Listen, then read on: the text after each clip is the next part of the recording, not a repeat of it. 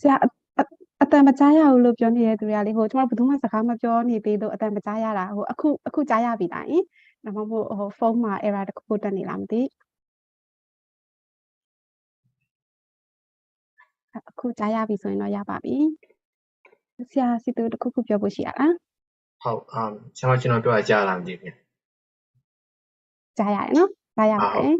ဟုတ်အဲ့ဒါဆိုခဏလေးเนาะကျွန်တော်တစ်ချက် screen ပြန် share လိုက်ပါမယ်အတန်မကြားမှာဆိုလို့ပေါ့နော်တကယ်လို့ screen share ရဆိုရင်လေခဏလေးเนาะဟုတ်ခုတော့အားလုံးကြားရတယ်လို့ပြောနေကြရနော်ဟ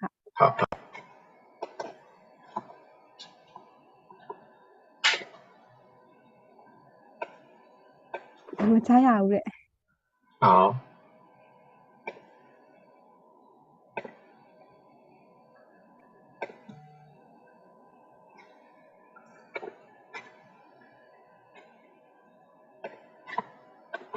ခဏလေးเนาะကျွန်တော်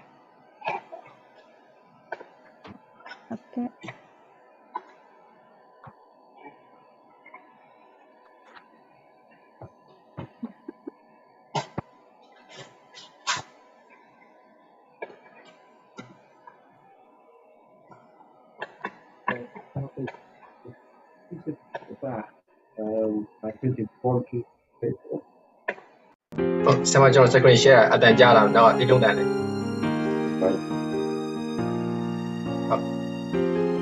ကြားရတယ်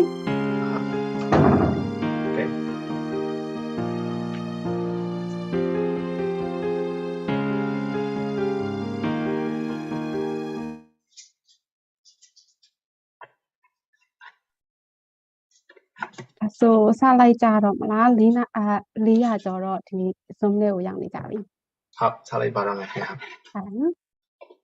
โอเคဆရာတို့အားလုံးပဲမင်္ဂလာပါကျွန်တော်တို့ဒီနေ့ session လေးစလိုက်တော့မယ်ပေါ့နော်အခု chat box မှာလည်းဟိုအချင်းချင်းစကားတွေပြောနေကြတယ်ဟိုတချို့သူတွေလည်းကျွန်တော်တို့ session မှာဟိုရင်းနှီးထားပြီးသားသူတွေလည်းပါလာတွေ့တယ်ပေါ့နော်ဆိုအခုဒီနေ့ session လေးကကြတော့ကျွန်တော်တို့ Google Workspace for Education case bookings ရဲ့ပထမဆုံး session လေးဖြစ်ပါတယ်ဆရာတို့အားလုံးကိုဒီနေ့ session လေးကနေပြီးတော့ကြိုဆိုပါတယ်ဆိုတော့အခုလုပ်တဲ့ဒီ Google Workspace for Education case booking ဆိုလို့ရှိရင်ကျွန်တော်တို့ TED ရဲ့ဒုတိယမြောက် program ဖြစ်ပါတယ်ဆိုတော့ဒီနေ့ဒီမှာလာ join တဲ့သူတွေထဲမှာပထမ booking တစ်ခုဖြစ်တဲ့ Educational Technology and Cognitive Science booking မှာတက်ခဲ့တဲ့ဆရာဆရာမတွေလည်းပါမယ်ထင်တယ်နော်ဆိုတော့ဆရာဆရာမတို့ဟိုအရင်တုန်းကတက်ခဲ့ဘူးတဲ့အရင်တုန်းက booking လေးကိုတက်ခဲ့ဘူးတဲ့ဆိုရင်တစ်ချက်လောက် reaction လေးပြပါအောင်ကျွန်တော်ဘယ်နေရာလောက်ရှိလဲချက်လေးကြည့်ပါမယ်ဟုတ် raise hand လုပ်လဲရတယ် reaction တစ်ခုပြရတယ်ဆိုလို့ရှင်လည်းရတယ်ဟောအများကြီးပဲ40ကျော်50ကျော်ထက်ဝက်လောက်ရှိမယ်ထင်တယ်အခုဒီ Zoom session တွေကဟုတ်ကဲ့ဟုတ်ဆိုတော့တက်ဖူးတဲ့သူတွေကကြတော့ကျွန်တော်တို့ဒီရဲ့အကြောင်းကိုသိထားပြီးသားဖြစ်မယ်ပေါ့နော်ဆိုတော့ဒုတိယကြိမ်ပြန်တွေ့ရတဲ့အတွက်ဝမ်းသာပါတယ်ဆရာတို့ဆရာမတို့အခုမှဒီတစ်ခေါက် bootcamp မှာစပြီးတော့ join တဲ့ဆရာဆရာမတွေလည်းအခု session မှာတွေ့ရတာဝမ်းသာပါတယ်လာ join ပြီးတဲ့အတွက်လည်းကျေးဇူးအများကြီးတင်ပါတယ်ဆိုတော့အခုဒီ bootcamp လေးကိုလုပ်ရတဲ့အကြောင်းရင်းလေးအနည်းငယ်လေးကိုလည်းဟိုပြပြပေးခြင်းတယ်ပေါ့နော်ဆိုတော့အဲ့လိုပြပြပေးဖို့အတွက်ကျွန်တော်တို့ TED အဖွဲ့ရဲ့ leader ဖြစ်တဲ့ဆရာစီသူဝေကိုဖိတ်ခေါ်ချင်ပါတယ်ဆရာအနည်းငယ်တော့ရှင်းပြပေးပါအောင်ဟုတ်ဆရာမကျေးဇူးပါခင်ဗျဆရာတို့ဒီကျွန်တော်တို့ဒီအခုလက်ရှိဒီ bootcamp ပေါ့နော် bootcamp ကအခုလက်ရှိမှာဆောနာကဆရာမမအီမျိုးကျော်မေးသွားခဲ့တယ်လို့ပဲကျွန်တော်တို့အရင်တုန်းကတက်ခဲ့တဲ့bootcamp မှာကဆရာဆရာမတွေလည်းလာတက်တာတွေ့ရတယ်ပေါ့နော်အများကြီးပဲပေါ့နော်အဲ့တော့ဒီကျွန်တော်တို့အခုဒီလုပ်ဖြစ်တဲ့ training ကတော့ပထမအဆုံးအနေနဲ့ကျွန်တော်တို့အဖွဲ့ကဒီနည်းပညာပေါ့နော်ပညာရေးနဲ့ဆိုင်တဲ့နည်းပညာကိုဒီပညာရေးမှာတုံးရတာကိုအရင်သဘောကျတယ်ပေါ့နော်တစ်ခွက်လုံးကပြီးတော့နည်းပညာကိုကောင်းကောင်းအသုံးချတတ်ခြင်းနဲ့ပညာရေးမှာပေါ့နော်ကျွန်တော်တို့တော်တော်များများဒီအဖွဲ့တော်တော်များများကဒီ team member တွေကဒီဆရာတွေပေါ့နော်လက်ရှိကျောင်းတွေမှာစာသင်တဲ့ဆရာမတွေရှိမယ် ပြီးတော့ဒီ teacher trainer တွေပေါ့နော်ဒီ independent အဖွဲ့အစည်းတွေမှာ teacher trainer လုပ်နေတဲ့ဆရာဆရာမတွေရှိမယ်ပေါ့နော်အဲ့တော့ကျွန်တော်တို့ရဲ့ user ကတော့ဒီဤပညာရေးကိုအဓိက focus ထားပြီးတော့အဲ့ဒီဤပညာရေးမှာဒီကိုယ့်ရဲ့သင်ကြားရေးလေ့လာရေးကိုမြင့်တင်ဖို့အတွက်ဒီအဓိကရည်ရွယ်ပြီးတော့ဖွဲ့စည်းထားတဲ့အဖွဲ့ပေါ့နော်အဲ့တော့ကျွန်တော်တို့target ကတော့ဤပညာနဲ့သက်ဆိုင်တယ်ပေါ့နော်ပညာရေးဤပညာအဲ့တော့ကျွန်တော်အစားဆုံးကတော့ဒီ Google တင်မဟုတ်ပါဘူး Microsoft ပါဒီထည့်ပြီးဖို့အစီအစဉ်ရှိခဲ့တယ်ပေါ့နော်ဒါပေမဲ့ Microsoft ကကျွန်တော်တို့အရင် training တက်ခဲ့မှုတဲ့ဆရာဆရာမတွေလည်းဒီမှာပါကျွန်တော်အရင် training မှာလည်းပြောခဲ့တဲ့သူမျိုးပဲ Microsoft နဲ့ Google နဲ့အဓိကကွာခြားချက်က Microsoft ကကျတော့ functionality က Google ထက်ပိုတာတယ်ပေါ့နော် function တွေပိုများတယ်မှန်ပါတယ်ဒါပေမဲ့ Google ကကျတော့ accessibility ပေါ့နော်ပို့ပြီးတော့ကောင်းကောင်းမွန်မွန်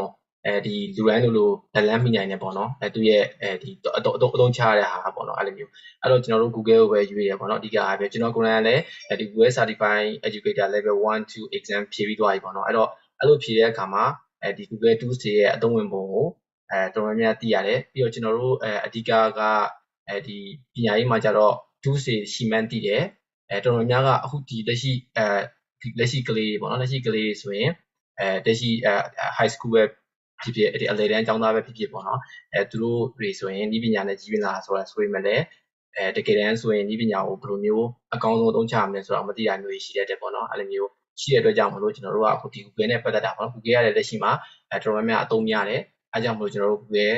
Workspace for Education 2ပေါ့နော်အဲ့ဒါနဲ့ပတ်သက်ပြီးတော့ Google လောက်ရခြင်းဖြစ်ပါတယ်ပြီးတော့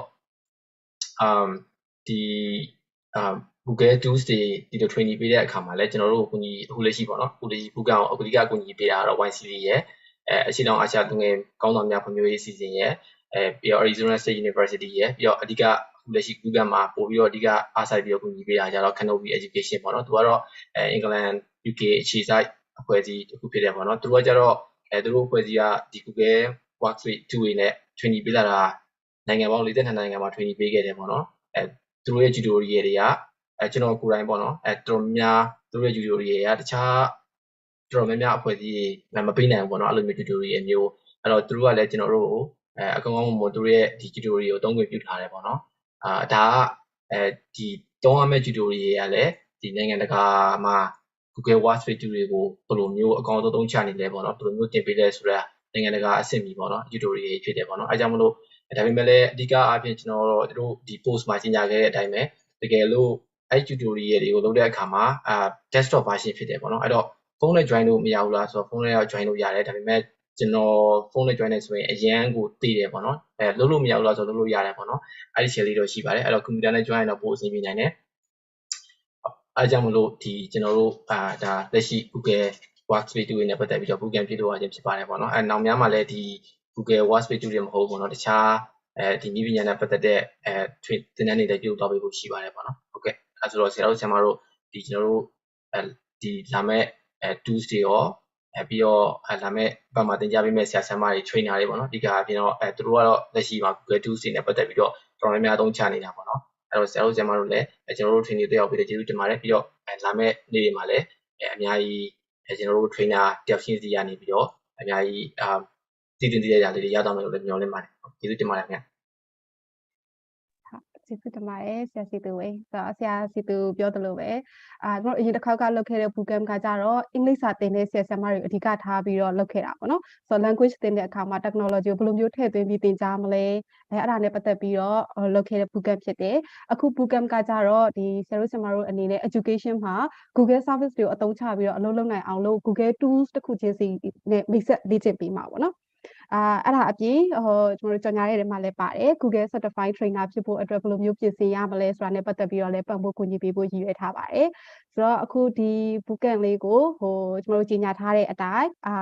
ကြာမဲ့ကာလကြတော့9ပတ်ကြာမယ်အပတ်စဉ်တောက်ကြစနေတနေ့ခုနေညနေ9နာရီခွဲကနေ9နာရီအတွင်းထဲမှာတက်ဆိုင်ရာဆရာတွေကနေပြီးတော့ကျွန်တော်တို့ Zoom ကနေပြီးတော့ Google Tools တစ်ခုချင်းစီကိုဝင်ပြီးတော့ရှင်းပြပေးမှာပေါ့နော်ပြီးသွားရင်တော့အဲ့ဒါနဲ့ပတ်သက်တဲ့ဟာတွေကိုလည်းလေ့ကျင့်တာတွေလုပ်ကြပါမယ်ဆိုတော့ဒီနေ့ session မပြီးခင်မှာလည်းဆရာစီသူဝေကနောက်ထပ်အသေးစိတ်လေး orientation လေးထပ်ပြီးတော့ရှင်းပြပေးမှာပါOkay ဒါဆိုလို့ရှိရင်တော့ကျွန်တော်တို့ပထမဆုံးအနေနဲ့ဒီနေ့ session အတွက်keynote speech ပြောဖို့အတွက်ကိုဖိတ်ခေါ်ထားတဲ့သူတယောက်ရှိတယ်ပေါ့နော် ဆိုတော့ဆရာမ Christina Hazik ကိုဖိတ်ခေါ်ထားပါတယ်ဆိုတော့ဆရာမ Christina ကကြတော့ Canopy Education မှာဆရာစီသူဝေလည်းရှေ့မှာပြောထားတယ်ကျမတို့ဒီ bootcamp အတွက်အဓိက main အထောက်ပံ့ပေးတာကြတော့ Canopy Education ပေါ့နော်ဆိုတော့ Canopy Education မှာ Head of Digital Learning အနေနဲ့အလုပ်လုပ်နေတဲ့ဆရာမဖြစ်ပါတယ်ဆရာမကြတော့အခု US မှာဆိုတော့ကျမတို့ time zone လည်းမတူဖြစ်နေရပေါ့နော်ဆိုတော့ကျမတို့ဒီမှာညနေခင်းဆိုပေမဲ့ဆရာမအတွက်ကကြတော့အရန်စောနေတဲ့အချိန်ဖြစ်နေတာဖြစ်တဲ့အတွက်ဒီနေ့ session ကိုတော့ live အနေနဲ့ဆရာမလာပြီးတော့မ join ပေးနိုင်တော့ဘူးဒါပေမဲ့ကျမတို့ short video လေးတစ်ခုပို့ပေးထားပါတယ်ဆိုတော့အဲ့ဒါလေးကိုဖွင့်ပြပေးချင်ပါတယ်video တစ်ခုလုံးကတော့ဆရာမ English လို့ပြောထားတာဖြစ်ပါတယ်ဆိုတော့ကျမတို့ဒီ bootcamp မှာတော့ interpretation တော့မပါဘူးဒါပေမဲ့ဒီနေ့ဆရာစီသူဝေကနေပြီးတော့ဆရာမရဲ့ video တွေကနေပြီးအဓိက main point တချို့လေးတွေကိုဝင်ပြီးတော့ကိုကြီးဘာသာပြန်ပေးမှာဖြစ်ပါတယ်ဆိုတော့တစ်ခုလုံးတော့မဟုတ်ဘူးအဓိက main point လေးတွေပေါ့နော်ဒါဆိုလို့ရှိရင်ကျမတို့ video လေးဖွင့်ပြပါမယ်ဟုတ်ဆရာမရဲ့ဒါဆရာမ Christina ပို့ပြထားတဲ့ keynote speech ပေါ့နော်ဆရာမ Christina ကဒီသူ့ရဲ့ keynote speech အကြောင်းပြောတဲ့အခါမှာသူကအရင်ဒီတပတ်ကInternational Society for Technology and Education ပေါ့နော် IST ကိုတော့ဆရာတို့ဆရာမတို့တည်အောင်သိပါလိမ့်မယ်ပေါ့နော်သူကနာမည်အကြီးဆုံးပဲပေါ့နော်ပညာရေးမှာညီပညာကိုဘယ်လိုမျိုးထည့်သွင်းပြီးတော့အသုံးချရမလဲကျောင်းသားတယောက်ချင်းစီရဲ့ညီပညာနဲ့ပညာရေးညီပညာနဲ့ပတ်သက်တဲ့ဒီရှိရမယ့် standard တွေပြီးတော့ဆရာတယောက်ချင်းစီရဲ့ရှိရမယ့် standard တွေပြီးတော့ policy maker ပေါ့နော်education leader တွေတယောက်ချင်းစီရဲ့ပညာရေးနဲ့ပတ်သက်တဲ့ရှိရမယ့် standard တွေအကြောင်းကိုသူ IST ကတော့နာမည်ကြီးတယ်ပေါ့နော်အဲ့တော့ဆရာမ IST summit ပေါ့နော်အမေရိကန်မှာလုပ်တဲ့ New Orleans မှာလုပ်တဲ့ summit ကိုတွားတက်ထားတာပေါ့နော်အဲ့တော့အဲ့ summit ကအကြောင်းအရာတွေဆရာမဒီထဲမှာထည့်ပြောထားတယ်ပေါ့နော်အဲ့တော့ဆရာတို့ဆရာမတို့ကျွန်တော်ဆရာမပေးပို့ထားတဲ့ဆရာမ Christina ပေးပို့ထားတဲ့keynote speech ကိုတစ်ချက်လောက်ဖွင့်ပြပေးမယ်ပေါ့နော်အဲ့တော့ဒါဒီဖွင့်ပြတဲ့အခါမှာကျွန်တော်တို့အရင်တော့ပြောခဲ့တဲ့အတိုင်းပဲပေါ့နော်အရင် bootcamp တော့လည်းပြောခဲ့ပါတယ်ဆရာတို့ဆရာမတို့ဒီမှာအင်္ဂလိပ်စာနဲ့ပတ်သက်ပြီးတော့level ကအမျိုးမျိုးရှိတယ်ပေါ့နော်တချို့ဆရာဆရာမတွေကအကုန်လုံးနားလည်နိုင်တဲ့ဆရာဆရာမတွေရှိမယ်တချို့ဆရာဆရာမတွေကကြတော့ဒီကျွန်တော်တို့ရဲ့ဒီဘာသာပြန်ပေးတာကိုနည်းနည်းလိုအပ်တဲ့ဆရာဆရာမတွေလည်းရှိအောင်ရှိနေတယ်ပေါ့နော်အဲ့တော့ကျွန်တော်တို့ရဲ့ဘာသာပြန်ပေးတာကိုပေါ့နော်ဆရာတို့ဆရာမတို့ဒီတခြားလိုအပ်တဲ့ဆရာဆရာမတွေအတွက်ဘာသာပြန်ပေးရလို့သဘောထားပြီးတော့ကျေးဇူးပြုပြီးတော့တစ်ချက်လောက်ကြည့်ပေးပါပေါ့နော်ဟုတ်အဲ့တော့ကျွန်တော်တစ်ချက်လောက်ဗီဒီယိုဖွင့်လိုက်ပါမယ် Hello, my name is Christina Herzig. I'm an international educator with more than 14 years of experience. I have worked as an elementary teacher on 4 continents. I look after workspace skills as the head of digital learning at Canopy Education, a community interest company with the goal of improving teaching and learning.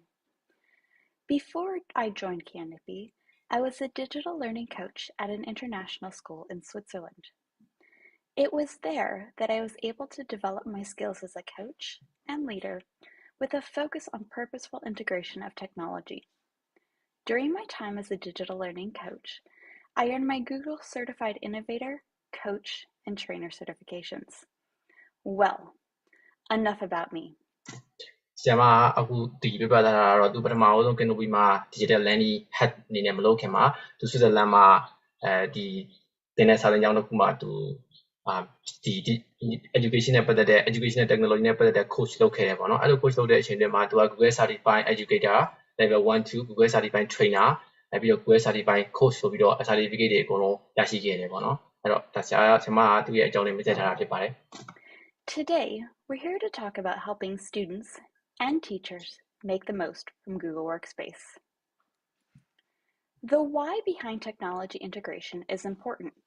and we could discuss many different people and theories that are associated with the why behind technology integration. However, today, I wanted to look specifically at some hows connected to technology use in the classroom. I wanted to focus on something practical with concrete takeaways. How to help students and teachers make the most of Google Workspace for education. The tagline for this session is, helping students and teachers make the most from Google Workspace tools to modify and redefine the learning environment. Well, how do we do that? Before we get there, I have a couple of stories I would like to share. A few years ago, I offered a professional learning session for my teachers, time-saving tech tips. I had led various professional development and professional learning sessions for years as a digital learning coach, and even before. I had worked with teachers and teams across the elementary and middle school, but this time, Time-saving tech tips was by far the most popular session I ever led. The teachers left the pack reading area of the library, excited and wanting to try the things we had looked at. As they walked out the door, some were even talking about sharing the tips and tricks with their students. I didn't feel as though anything I had shared had been life-changing. However, one of the things I realized was that my teachers were using technology, but many had never been taught how to make the most of the tools available. They had been given devices, showed how to sign into Chrome, and then were sent off. Little tricks like Control K on a Chromebook to link something to text was something they never even come across. ကျွန်မကဘာနဲ့စထားအောင်ဆိုတော့ဒီသူ့ရဲ့ပထမအဆုံးသူကတင်တန်းလေးဤပညာနဲ့ပတ်သက်တဲ့ပညာရေးဤပညာနဲ့ပတ်သက်တဲ့တင်တန်းလေးအများကြီးပေးခဲ့မှုတယ်ပေါ့နော်ဒါပေမဲ့အဲ့ဒီဘက်မှာသူ့ရဲ့ပေးခဲ့မှုတဲ့တင်တန်းလေးထဲမှာစိတ်ဝင်စားဆုံးအကောင်းဆုံးအထွေတစ်ခုကဒီဆရာဆရာမတွေကိုtime saving ပေါ့နော်အချိန်ဘယ်လိုမျိုးဒီ save လုပ်ရမလဲပေါ့နော်အချိန်အရင်ကြီးကုန်နေတဲ့ဟာတွေကိုတက်တာသေးဖို့အတွက်ပြည့်ရဲ့ training တစ်ခုကသူ့အတွက်စိတ်ဝင်စားဖို့အကောင်းဆုံးပဲပေါ့နော်အဲ့ဒီကမှာဘာလို့စိတ်ဝင်စားဖို့ကောင်းလဲဆိုတော့ကြတော့သူ့ရဲ့ဒီတင်တန်းတက်ရောက်တဲ့ဆရာဆရာမတွေကသူ့ရဲ့ training တွေပြီးသွားရောဒီတော်တော်များများကသဘောကျကြတယ်ပြီးတော့အဲ့ training ကပြီးလိုက်တဲ့ဒီဘယ်လိုမျိုး time save ပေါ့နော်အချိန်ကိုဒီ Twitter အချိန်ကိုကောင်းကောင်းမွန်မွန်အသုံးချရမလဲဆိုတာပေါ့နော်ဤပညာကိုသုံးပြီးတော့အချိန်ကိုကောင်းကောင်းမွန်မွန်အသုံးချရမလဲဆိုတာကိုသူတို့ရဲ့အကြောင်းသားတွေနဲ့ပါပြဖို့တည်နေတာတွေ့ရတယ်ပေါ့နော်အဲ့တော့သူကအဲ့ဒီအခါမှာလည်းသူတတိထားမိရကြတော့သူတို့ American မှာဆိုရင်ဒီဆရာဆရာမတွေကို Chromebook ပေါ့နော်ကွန်ပျူတာနဲ့ဒီ Google ရဲ့ထုတ်ထားတဲ့ Chromebook ပေါ့နော်Chromebook ကိုတကယ်လို့ပေးလိုက်တယ်ပေါ့နော်ကျောင်းသားတွေတော်တော်များများလည်းသုံးတယ်ဒါပေမဲ့ Chromebook ကိုပေးပေမဲ့အဲ့လိုမျိုးပေးပေမဲ့လည်းဤပညာရှိနေပေမဲ့လည်းဘယ်လိုမျိုးအသုံးချရမလဲဆိုတာကိုမသိရများတယ်ပေါ့နော်ဥပမာအဖြစ်သူပြပြသွားတာက control key ပေါ့နော် Chromebook မှာ control key ဆိုတာကိုနှိပ်လိုက်တယ်ဆိုရင်ကိုကဒီစာကို link နဲ့ချိတ်တဲ့ပုံစံမျိုးလုပ်လို့ရတယ်ပေါ့နော်အဲ့ဒီလိုမျိုးဟာမျိုးတွေကအစကဒီအချိန်ကိုအရင်ကြီးကိုသက်သာစေတယ်ပေါ့နော်ဒါပေမဲ့ဆရာမတော်တော်များများကသူတို့ American မှာတော့မှဒီဘယ်လိုမျိုးကိုမှရှိနေတဲ့ဤပညာကိုအသုံးချရမယ်ဆိုတာကိုအရင်ကြီးမသိကြသေးဘူးပေါ့နော်အဲ့တော့သူကဒါလေးနဲ့အရင်ဆုံးစလိုက်တယ်ပေါ့နော် I had a 5th grade student who needed to let her father know there was an after-school schedule change and she needed to be picked up at a different time. She created a doc, wrote her dad a note, and shared the doc with him. The father shared the dinner conversation he had had with his daughter that evening, the next day with her teacher. When he asked his daughter why she hadn't sent him an email about the schedule change, she replied, "I don't know how." This was a 5th grade student who had been using her own device in school for months. She was using Chrome to access her slides and docs-based assignments. She also knew how to share a doc. She had participated in our school's Bring Your Own Device induction that got her connected to the Wi-Fi and printer and into her Google Classrooms. However, much like the teachers in my session, she was set up to use the technology, but had never been taught to make the most from the tools available. As a side note, I still think this was a super creative way to make sure her dad got the message. ဆရာမကနောက်တစ်ခုပြောတော့တာကြတော့ဒီသူ့ရဲ့ကျောင်းသားတယောက်ပေါ့နော်ကျောင်းသားတယောက်ကကြတော့သူ့ကျောင်းမှာဒီသူ့ရဲ့မိဘသူ့ရဲ့အဖေပေါ့နော်သူ့ရဲ့အဖေကပြောတယ်ပေါ့နော်သူ့ရဲ့ schedule ပေါ့နော်အချိန်စရာကိုသူ့အဖေကိုပို့တဲ့အခါမှာschedule က Google Doc နဲ့ဖြစ်နေတာပေါ့နော်အဲ့တော့ Google Doc နဲ့ပဲသူ့အဖေကိုပို့လိုက်တယ်ပေါ့နော်အဲ့ဒီအခါမှာသူ့အဖေကသူ့ကိုမေးတယ်ပေါ့နော်ဘာကြောင့် email ပို့တာပို့ပြီးတော့မလွယ်ဘူးလားပေါ့နော်email ကပို့ပြီးတော့အဆင်မပြေဘူးလားဆိုကြတော့ဒီသူ့ရဲ့ကျောင်းသားလေးကကျောင်းသူမလေးကပေါ့နော်မဖြေတဲ့email မပို့တဲ့ဘူးလို့ပြောတယ်ပေါ့နော်အဲ့တော့သူတို့ American မှာတောင်မှကလေးတွေကညီပညာနဲ့ကြီးပြင်းလာတယ်ဒါပေမဲ့လည်းဒီညီပညာကိုဘယ်လိုမျိုးအကောင်းဆုံးပညာရေးမှာသုံးချရမလဲဆိုတာကိုမသိဘူးပေါ့နော်အဲ့ဒါကိုဆရာမပြောပြချင်တာဖြစ်ပါတယ်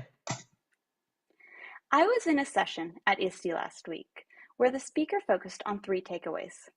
I really liked that. Here are the 3 takeaways I started off with for this session. 3 concrete hows to support students and teachers to make the most of Google Workspace tools. Step back. Take a step back with your students and teachers in regards to technology. Students may be considered to be digital natives as they have grown up in the information age. They may know how to swipe, scroll, take pictures, and consume content on a device.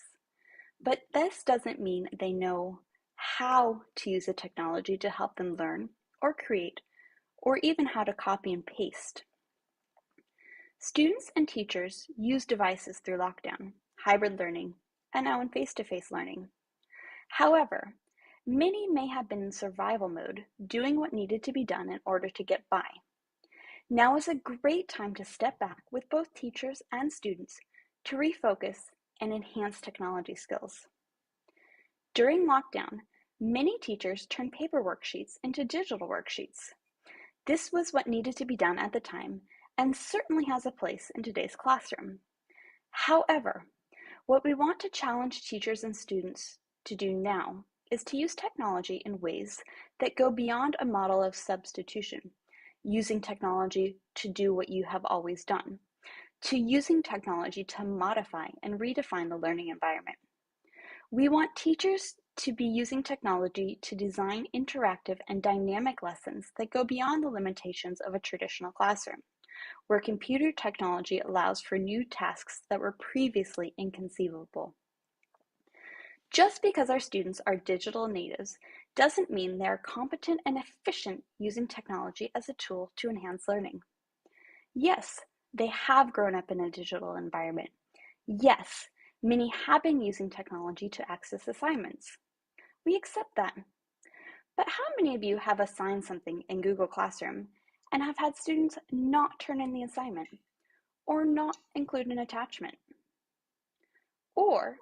who has received a shared document from students that should have been added to a classroom assignment?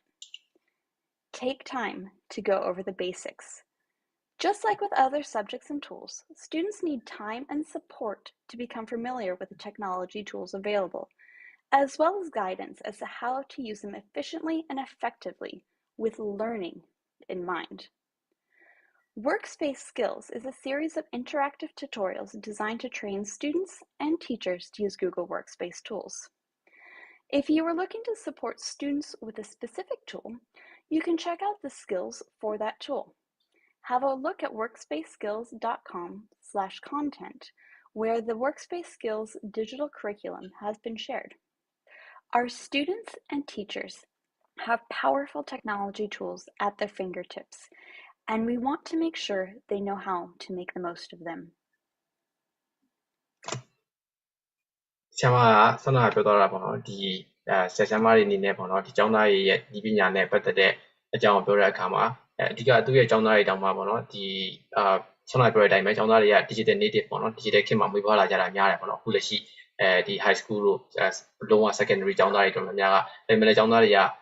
ပမာအဖြစ်သူဥပမာပြတော့တာဆိုရင် Google Classroom မှာဆိုရင် assignment ကို attachment နဲ့မတင်တတ်တာတို့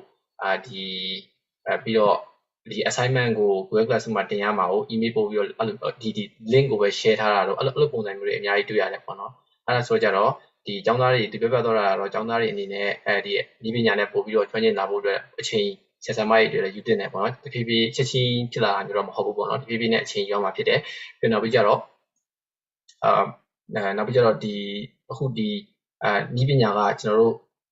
pandemic ဒီ COVID ဖြစ်ခါမှာစပြီးတော့အသုံးပြုလာတာများတယ်ပေါ့နော်အခုသုံးနေတဲ့ပုံစံကြတော့ဤပညာကိုလက်ရှိအစားထိုးတစ်ခုအနေနဲ့ပဲသုံးကြရတယ်ပေါ့နော်ဒီ COVID ဖြစ်တဲ့အတွက်ကြတော့ဒီဤပညာကိုဖြစ်မနေသုံးရတဲ့အတွက်ကြောင့်မို့အစားထိုးအနေနဲ့သုံးကြရတယ်ပေါ့နော်ဒါပေမဲ့တကယ်တမ်းကျတော့ဖြစ်တင်တာကြတော့ဒီတူဆယ်ဆယ်မတွေကိုဒီ challenge ပေးနေတာကြတော့ဤပညာကိုအရင်တုန်းကလုပ်နေတဲ့အရာတွေကိုဤပညာကိုသုံးပြီးတော့သုံးကြည့်နေတယ်ပေါ့နော်ဥပမာအဖြစ်ကိုကအရင်တုန်းကအင်ဂျာပေးတဲ့အခါမှာဒီစာရွက်စာအုပ်ထဲမှာပဲကျောင်းသားတို့ခိုင်းတဲ့ပုံစံမျိုးကအခုချိန်မှာ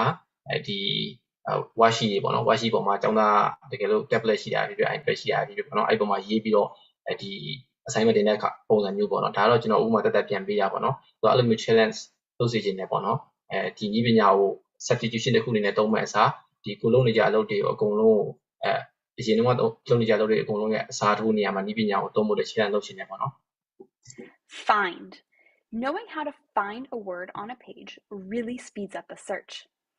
Knowing how to find a word puts you in the top % of all searchers. In 2019, 90% of searchers did not know how to find a word on a page using Control F. Find can be used within a doc, on a web page, or in a PDF. Control F. Teach your students and teachers Control F. Organize. ဆန္ဒဆင်မပြောတော့ကြတော့ control F ပေါ့နော် control F ကတော့အခုဒီကျွန်တော်တခြားအကြောင်းသားတွေတောင်မှပေါ့နော်လက်ရှိဆရာဆရာမတွေမဟုတ်ဘူးအကြောင်းသားတွေ master တက်နေတဲ့ PhD တက်နေတဲ့အကြောင်းသားတွေရှိမယ်ပေါ့နော်ကျွန်တော်လည်းဒီအကြောင်းသားတွေရှိမယ်ဒါပေမဲ့သူတို့တွေဒီ web page တစ်ခုပေါ်မှာပေါ့နော်ဥပမာအပြင်ကိုရှာချင်တဲ့စကားလုံးရှိမယ်sound bar တစ်ခုကို website တစ်ခုဖတ်လိုက်တယ်ပေါ့နော်အဲ့မှာဒီကိုရှာချင်တဲ့စကားလုံးပေါ့နော်ဥပမာအဖြစ်ဒီ educational technology နဲ့ပတ်သက်တဲ့ရေးထားတဲ့ sound bar ထဲမှာကျွန်တော်တို့က Google နဲ့ပတ်သက်တဲ့ဟာပါမလားရှာကြည့်နေတယ်ပေါ့နော်အဲ့မှာကျွန်တော်တို့က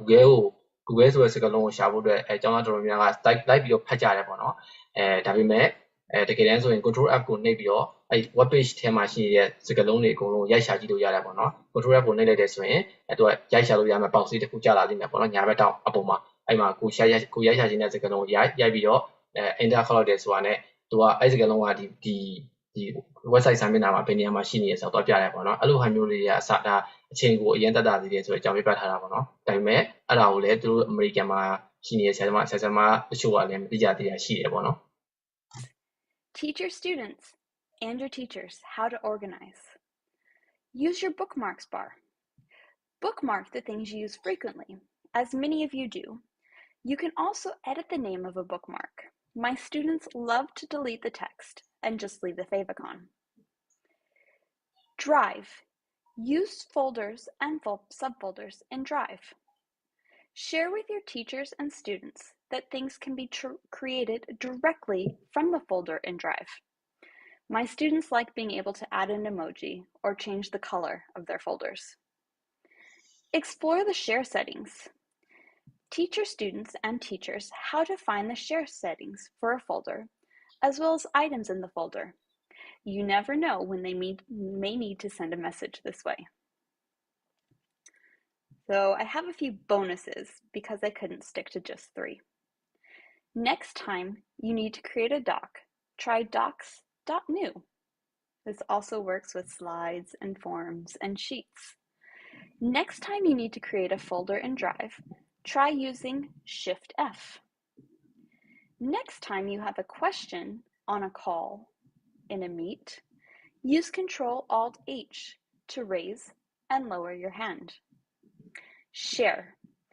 Teach your students and colleagues these cool tricks that you find out and have them do the same. Think about one of the things from the session today you want to share with your students or your team on the first days back at school.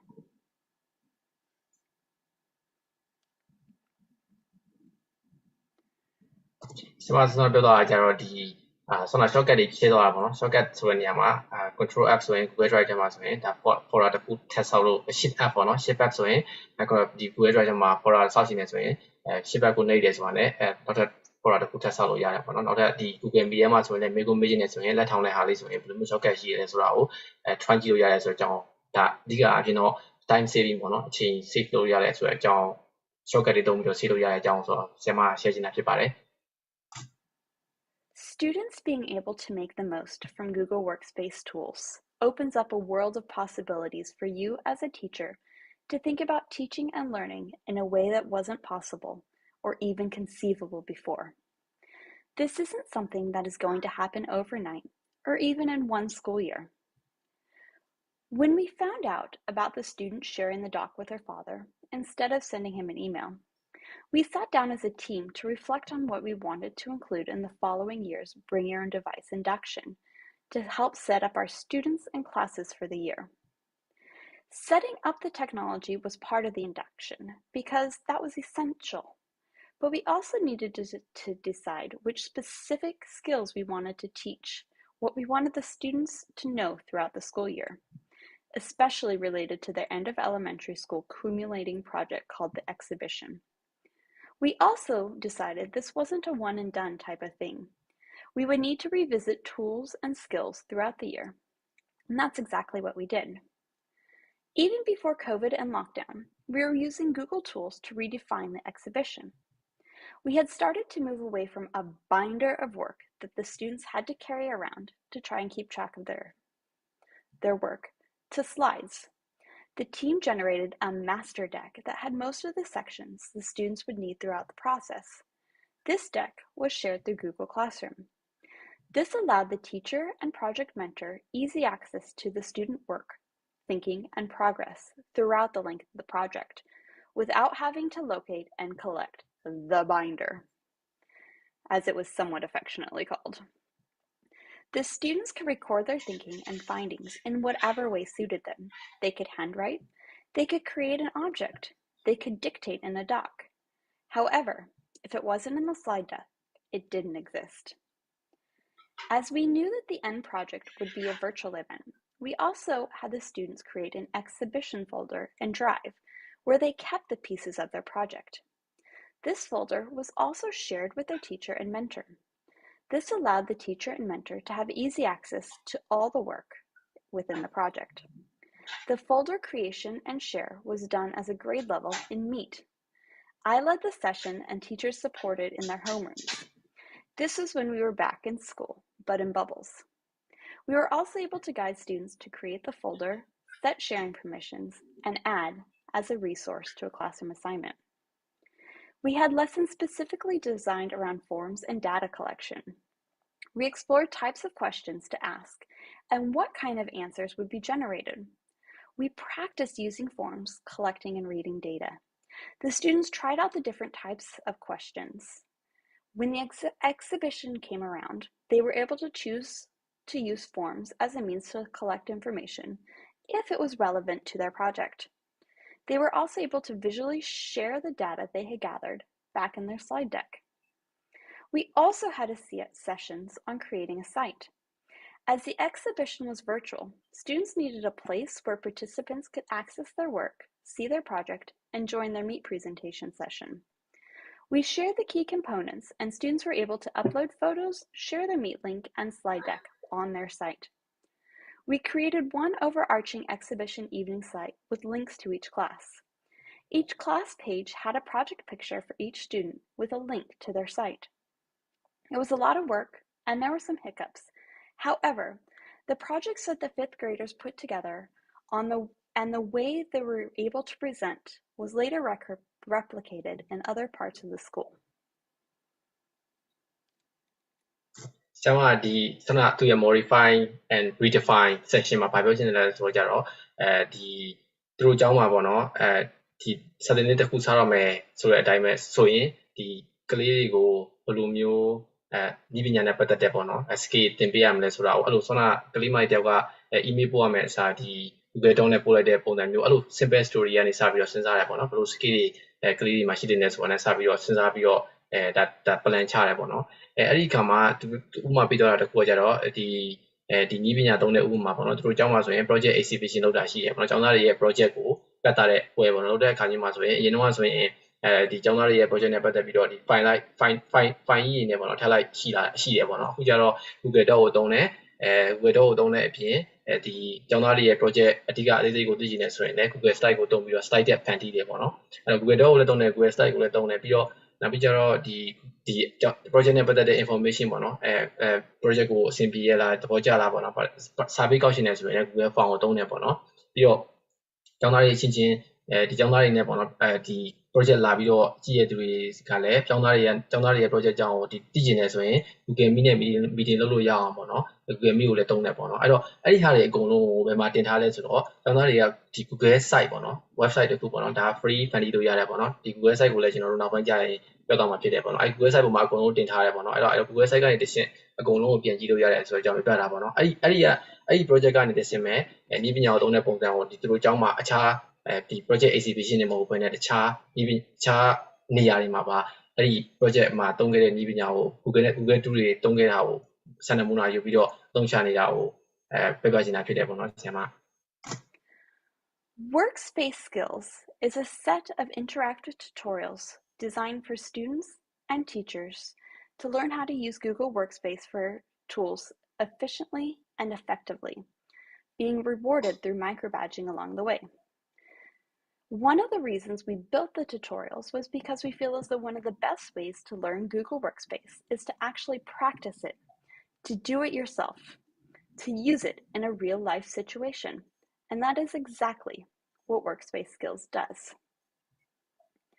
What I'm going to do now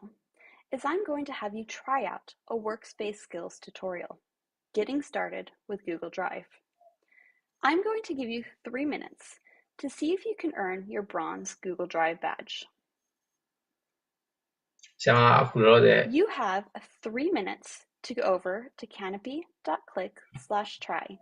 to see if you can earn your bronze Google Drive badge.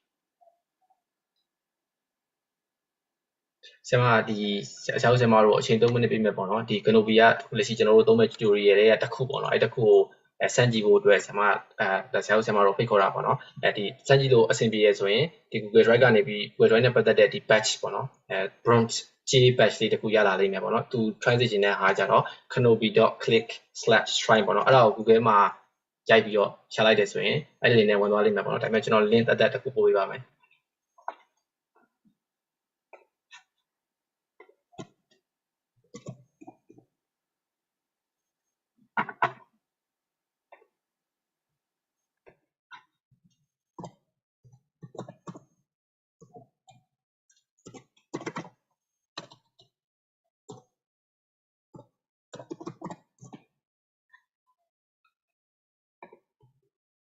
ဆရာမပို့ထားတဲ့ဟာကိုကျွန်တော်ချက်ပေါက်ကနေပို့လိုက်ပါမယ်ပေါ့နော်အခု zoom ချက်ပေါက်ကနေပို့လိုက်ပါမယ်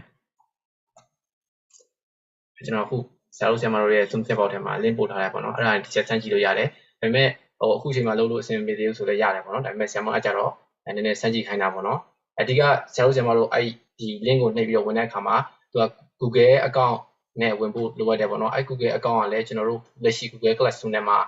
ဒီသုံးရမယ့် account ပေါ့နော်အဲ့ Google Classroom ထဲမှာသုံးရမယ့် account ဟိုသုံးရမယ့် Gmail account နဲ့ဝင်ဖို့လိုရတယ်ပေါ့နော်ဒါကိုလည်းကျွန်တော်ခဏနေရင်အသေးသေးလောက်ပြတော့မှာဖြစ်ပါတယ်ကျွန်တော်ရဲ့ orientation session မှာပေါ့နော်အဲ့တော့ဆရာတို့ဆရာမတို့အခုချိန်မှာလုပ်လို့အဆင်ပြေသေးဘူးဆိုလည်းရပါတယ်ကျွန်တော်နောက်တစ်ခေါက်ပြန်ပြီးတော့လုပ်ပြမှာဖြစ်ပါတယ်ပေါ့နော်ကျွန်တော်ဘယ်လိုမျိုး orientation မှာ assignment ဘယ်လိုတင်ရမလဲပြီးတော့ကျွန်တော်တို့ certificate ရဖို့အတွက်ဘယ်လိုမျိုးအချက်လက်ရှိမှ certificate ကရမှာလဲဆိုတာကိုအသေးစိတ်ပြန်ပြောရတော့မှာပေါ့နော်ကျွန်တော်ရဲ့ orientation session မှာဟုတ်အခုကတော့လုပ်လို့အဆင်ပြေလဲရပါတယ်ပေါ့နော်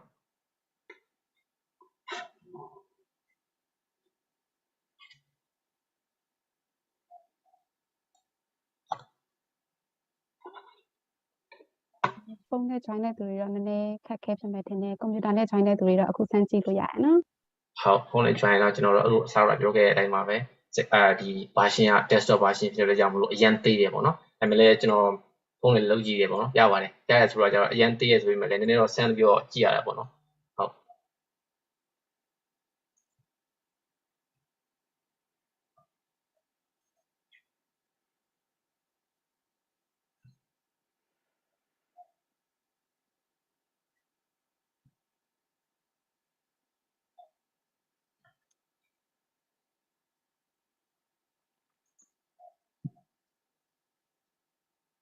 ဗီဒီယိုဆိုပြီးတော့တွေ့နေတာဖြစ်လိမ့်မယ်ဒါပေမဲ့အဲ့ဒီဗီဒီယိုကိုနှိပ်လိုက်ပြီးတဲ့အခါကျတော့မှပဲအနောက်ကပေးတဲ့ Give me a instruction အတိုင်းလိုက် thumbs လို့ရ up မှာပါ if you were able to earn your Google Drive bronze badge. If you weren't, don't worry. You could go through and try again. You can also watch the show most efficient playback or the show most common playback to learn some tips and tricks. Students and teachers being competent and efficient using Google Workspace tools opens up a world of possibilities for teaching and learning. Things that weren't possible or were not even conceivable before. If you'd like to talk more, please feel free to email or connect with me on Twitter or LinkedIn. Thank you. ဆရာမ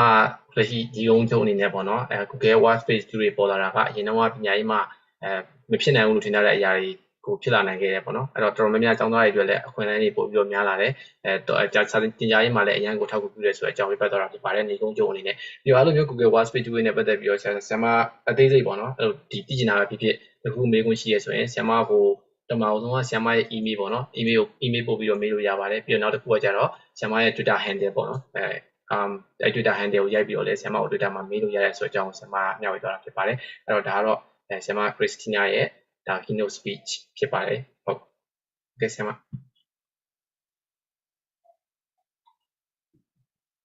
အဲ့ဆိုကျေးဇူးအများကြီးတင်ပါတယ်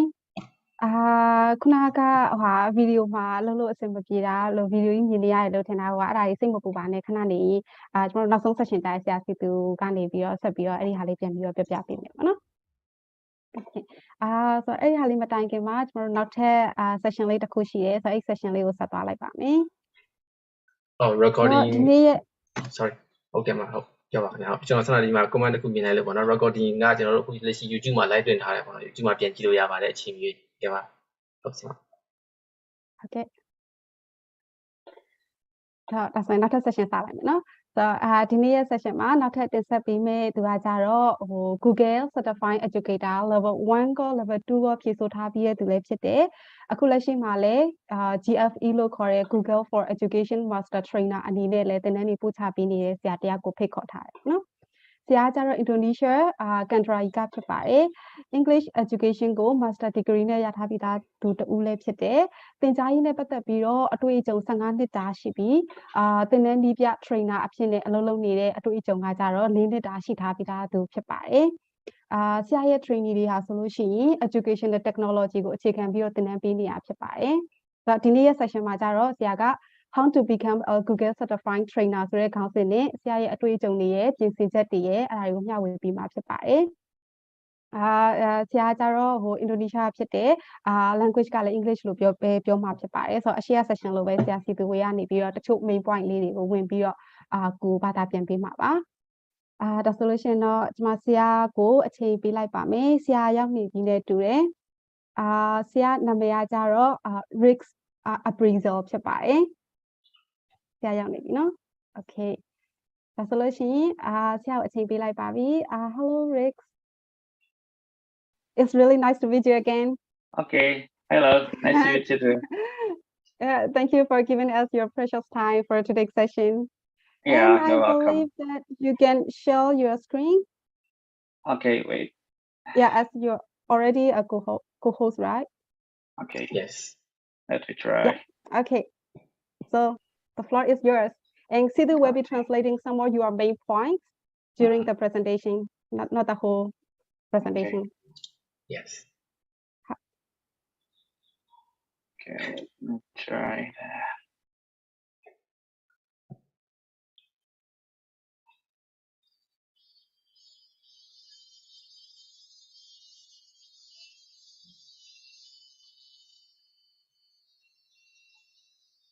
Okay.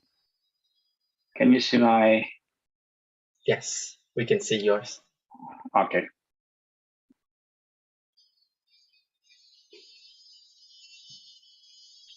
Okay, wait a minute. Okay, good evening, everyone. It's nice to meet you again. I just want to confirm, is this the same participants from the previous session? I mean, a couple of months ago, or is it different? it's actually probably different, but they are still the same teacher who are joining this session. Okay. Yes. Okay, so I think I would have introduced me to you all. So it's very nice to see you all, and it's very nice to give you this opportunity to give you more information about how to become a Google certified trainer. So as the previous Eamon have introduced before, my name is Riz Aprizal, and you just can call me Riz. It's just simple name. So let me try to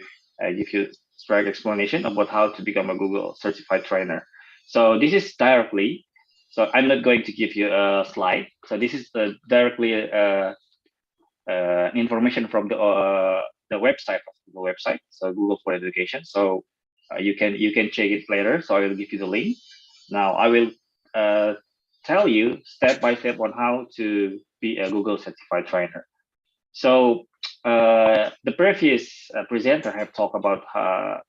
Google certified educator. So to become a certified trainer, you have to apply. But let me tell you about what is a certified trainer means. So as a certified trainer, you can empower other educators to use Google and education products to make their course more efficient, improve student outcomes, and foster leadership skills. So the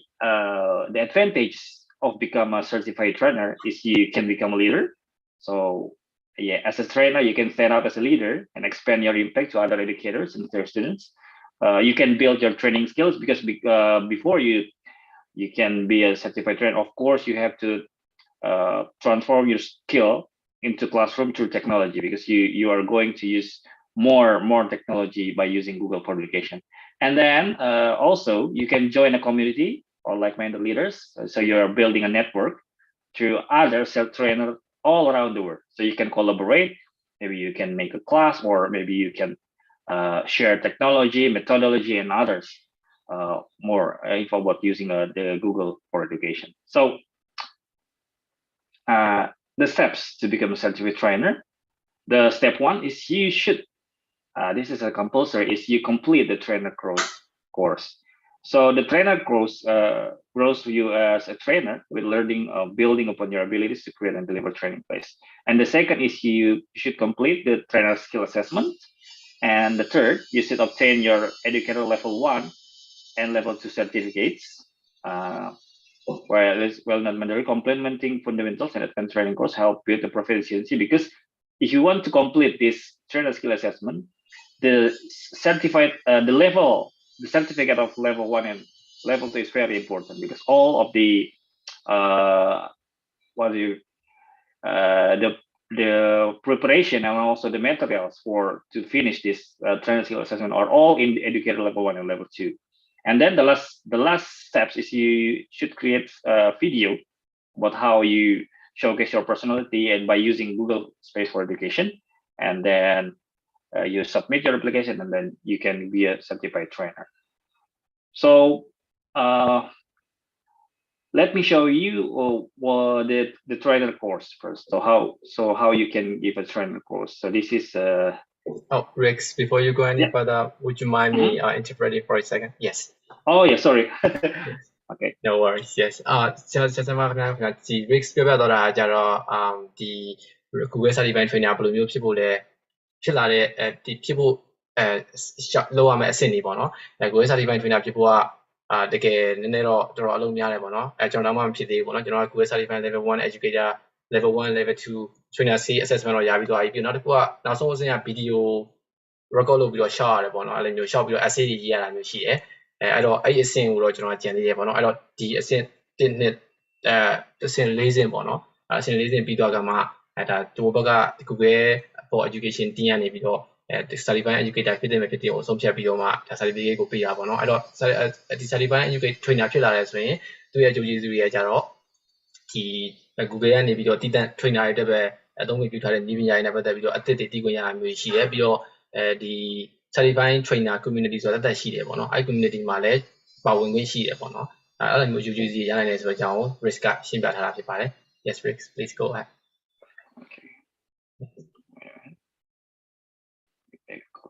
Okay. So the first one is the first question is, what will I need to achieve my certification? Of course, to become a certified trainer, there are 6 steps you should follow. The first is you should follow the certified trainer course. So this is, you're going to complete this, you're going to create a inspiring and effective training plan, so helping educators. So the duration of the course will be 8 hours.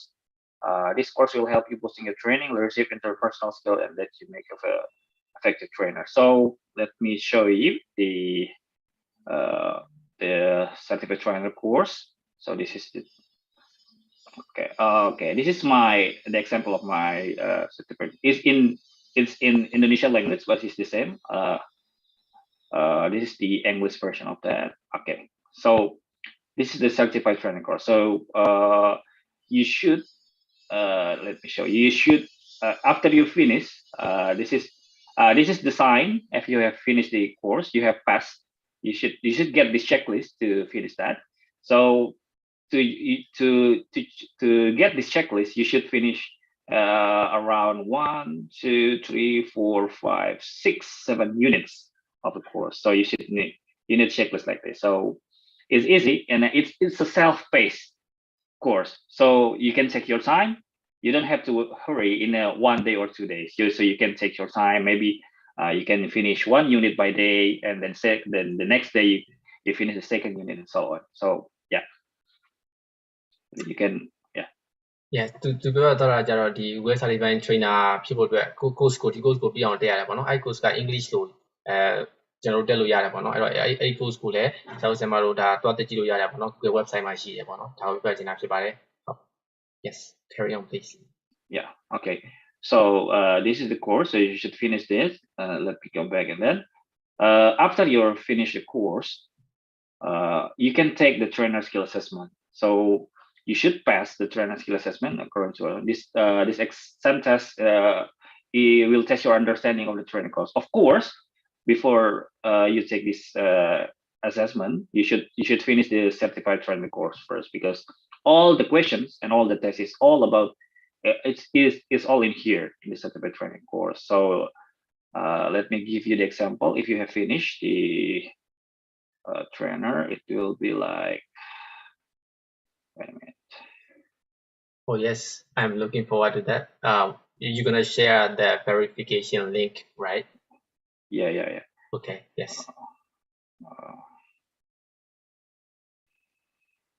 ဆရာတို့ခင်ဗျဒီ Google Certified Educator ပဲဖြစ်ဖြစ်သူရဲ့ Google ကနေ certificate ပေးလိုက်တယ်ဆိုရင်ဟိုလိုမျိုး certificate ကိုဒီ PDF နဲ့ပို့လိုက်တာမဟုတ်ဘူးပေါ့နော်သူရဲ့ link ရှိတယ်ပေါ့နော်အဲ့ link ကိုတော့ကြည့်ပြီးတော့ဒါ Google ကပေးထားတာဟုတ်လားမဟုတ်လားပေါ့နော်စစ်ကြည့်လို့ရတယ်ပြီးတော့အဲ့ certificate link ကလည်းcertificate ကလည်း3နှစ်ပဲခံတယ်ပေါ့နော်ကိုဖြည့်လိုက်လို့အောင်သွားတယ်ဆိုရင်နောက်ထပ်3နှစ်ပဲ3နှစ်ပဲဒါ valid ဖြစ်တယ်ပေါ့နော်3နှစ်ကျော်သွားရင်ထပ်ဖြည့်ရမှာပေါ့နော် So this is a link if you want to register to your certificate exam. So you can use your email and your password, and you can make a. So in order to get that, you should finish this filling session, and then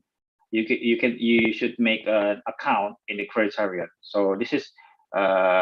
going to help you to apply for the certification, and after that you will get an account in this Criterion, and then you will apply or start the test by using this account later. So this is very important. You should fill it very careful. Make sure you enter the right password, your legal first name, and so on, and address,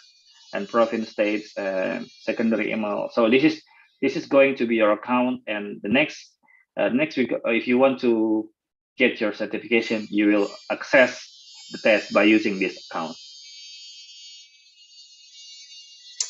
တူခုပြထားတာတော့ဒီ Google Certified Educator ဖြည့်ဖို့ဒါ register လုပ်တဲ့အပိုင်းပေါ့နော်ဒီမှာသွားပြီးတော့ register လုပ်လို့ရပါတယ်ဒါတော့ကျွန်တော်တို့နောက်ပိုင်းကျရင်ကျွန်တော်တို့ training ပြီးသွားရဆိုရင်တော့ဒီ exam ဖြည့်ရင်တော့ပတ်စံသွင်းရတယ်ပေါ့နော်level 1ဆိုရင်$10 level 2ဆိုရင်$25 trainer skill assessment ဆိုရင်တော့$10ပေါ့နော်အဲ့တော့စုစုပေါင်း$45ကုန်ပြီးသွားရင်ဆိုရင်ဒီ trainer ဖြစ်ဖို့အတွက်ရှောက်လို့ရတယ်ပေါ့နော်ဒါပေမဲ့လည်း level 1 level 2 trainer skill အောင်သွားရဆိုရင်တော့တော်တော်အဆင်ပြေနေပါပြီပေါ့နော်ဒါပေမဲ့level 1ဆိုရင် training က3နာရီဆောင်းမိုးက3နာရီကြာတယ်ပေါ့နော်online ကဖြည့်ရတာဖွင့်ထားရတာပေါ့နော်ဒီ webcam ဖွင့်ထားပြီးတော့ဖြည့်ရတာပေါ့ webcam ထဲမှာသူတို့ကဒီ movement နဲ့လှုပ်ရှားမှုပေါ့နော်ဘယ်လိုပြောရမလဲ cheating ပုံစံမျိုးပေါ့နော်နည်းနည်းကူးချနေတဲ့ပုံစံမျိုးတရားကိုမင်းရဲ့ပုံစံမျိုးပေါ်နေရဆိုရင်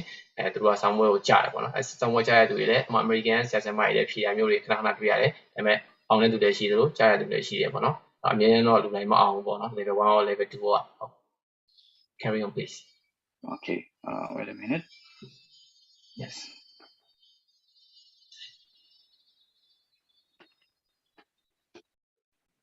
ကျွန်တော်တို့ရဲ့ဒီလက်ရှိဒီ training ကပြီးသွားရဆိုရင်ဆရာတို့ဆရာမတို့ level 1ဖြည့်ဖို့အတွက်တော်တော်များများပြည့်စုံသွားပြီပေါ့နော်ဘာမှတိတ်တောင်မလို့တော့ပေါ့နော်အဲ့တော့ level 1ဖြည့်ဖို့အတွက်ကတော့မြင်ကုန်ဒီသူကနည်းပညာနဲ့သုံးတာမဟုတ်ဘူးပေါ့နော်ဒါပေမဲ့ပြီးတော့ဒီတခြားသုံးတတ်ရုံနဲ့မဟုတ်ဘူးပေါ့နော်သူက scenario based မျိုးကိုနေလာသေးတယ်ပေါ့နော်တကယ်လို့ကျောင်းမှာကဒီလိုမျိုးခက်ခဲရှိတယ်အဲ့လိုခက်ခဲကိုဒီ Google ကသုံးလိုက်တဲ့နည်းပညာကိုသုံးပြီးတော့ဘယ်လိုမျိုးဖြည့်ရှင်းပေးမလဲဆိုတာကိုပေါ့နော်အဲ့လိုမျိုးနေတဲ့ scenario based မျိုးကိုနေလည်းပါတယ်ပေါ့နော် multiple choice မျိုးကိုနေလည်းပါတယ်ပေါ့နော်ဒါတော့ကျွန်တော်တို့နောက်ပိုင်းကြာရင်တော့ဆရာဆရာမတို့ပြန်ပြီးတော့ application ပြန်ခေါ်ပြီးတော့ပြပြသွားမှာဖြစ်ပါတယ် yes carry on please yeah okay so if you have already account you will get an email, and then your account is confirmed. So you can log into your Criterion account to get your certification. So this is an example if you want to get your certification. So you can log in, and then okay, wait a minute. So this is your application. So you will have three kinds of tests if you want to apply. So you can apply for Google Certificate Level 1, Level 2, or Trainer Skill Assessment. So before you take this one, you should finish also this one, Google Certificate Level 1 and Level 2 and Level 3. So that's okay. Let me come back here. Yeah. So and the third one is you should finish the Google Certificate Level 1. So Level 1 and Level 2. So to get Level 1 and Level 2, you can just click this. Wait a minute. This one. So I will share the link first. Oh, someone already shared the link. So you can also while I'm explaining this, you can also open the link. So we can you can click also together. So this is what if you want to take the Level 1 and Level 2 right here. And to get the Level 1 and Level 2, you should also finish the course. So it's also self-paced. So it's the same procedure if you want to finish the trainer assessment. So you can, you need 180 minutes to finish your educator Level 1, and also and Level 2 you can also 150 minutes. So this is the you have to pay for the test, of course. For the Level 1, you have to pay $10, and for the Level 2, you have to pay $25 to start. Yeah, so you can click the link, but you before you take this test, of course, you should follow the course first. So if you want to follow the course, you can explore the program here. Yeah, so make sure you finish the course first and then you take the test, because it will help you a lot to finish your certification. So it will earn you a badge, of course, but before that, make sure you finish the course of Level 1 and Level 2 to get your certification. So to get your certification, the procedure is the same, just like you get trained. I have given you the example before. Yeah, situ. Oh yes, Rix. Actually, I cover most of that already, but thank you. Self ဆရာမတို့ကသူရှင်းပြသွားတာတော့ဒါအဆက်ဒီ quest certificate ယူရဖြစ်လာဖို့အတွက်ဒါ exam တွေနဲ့ပတ်သက်ပြီးပြောသွားတာဖြစ်တယ်ပေါ့နော်အဲ့တော့ဒါ exam ဖြေဖို့အတွက်ကတော့ပတ်စံကပြထားတယ်ပေါ့နော်$10 $25အချိန်က3နာရီရှိရပေါ့နော်စုစုပေါင်း$45ကုန်တယ်ပေါ့နော်level 1 ရော level 2 ရော trainer skill assessment ရောပေါ့နော်level 2 က level 1 ကပို့ပြီးတော့လွယ်တယ် base fundamental ကိုသွားတယ်ပေါ့နော် level 2 က advance ပေါ့နော်ပို့ပြီးတော့မြင့်တယ်ပေါ့နော်ဒီlower တွေလည်းတော်တော်များတယ်ပေါ့နော်ကျွန်တော် level 1 ဖြေတော့ဆိုရင်ဘယ်လောက်မှတနာရီခွဲပဲကြာတယ်ပေါ့နော်စုစုပေါင်းတနာရီခွဲနဲ့မှတနာရီ40လောက်ပဲကြာတယ် level 2 ဆိုရင်3နာရီတင်ပြီးဖို့မနေ့ဖြေရတယ်ပေါ့နော်အများကြီးပဲလောက်ရတာရှိတယ်ပေါ့နော်ဒါတော့သူကဒီလိုမျိုး stat တွေရှိတယ်ဆိုတဲ့အကြောင်းကိုပြပြတာဖြစ်ပါတယ်ဟုတ် go ahead please carry on please okay yeah okay so after you finish your certificate level 1 and level 2, so the last step is you should film a trainer video.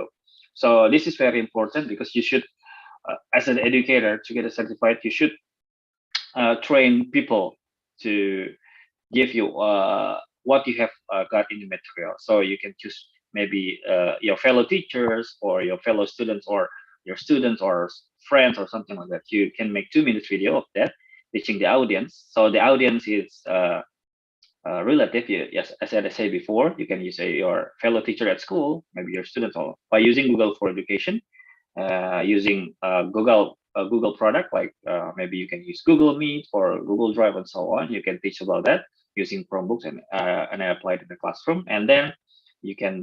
screencast or record yourself, and then you can send to Google. So that's the last step to become a certified trainer. So and yeah, this is the funding for the exam, and for the level 1 is $10. I have explained it. And for the trainer skill assessment is $15. So yeah, this is the almost paid for that. So okay, you get the email if you get the certificate. So yeah, so let me show you the example of the certificate. Yes. That's what I'm waiting for. Yes, because it's like a valid and a unique, unique certificate with verification link. Yes. Yeah. This is can you see this one? Yes. So yeah, sorry, this is in Indonesia, but I will show you the English version because so the testing is based on the region. So if you test in Myanmar, maybe the certificate will be in Myanmar language. So I don't know. But if you test in, you can choose also in English. But because I follow the program in Indonesia, they gave me a certificate in level 1 is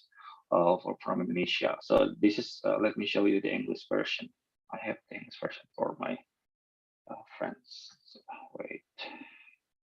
ဆွမ်းကကျွန်တော်ပြောတော့မေးရတစ်ခုရှိရပါတော့ Australian Success မှာ$15ကုန်တာပေါ့နော်ကျွန်တော်$10မှတ်နေအဲ့စုစုပေါင်း$50ပေါ့နော်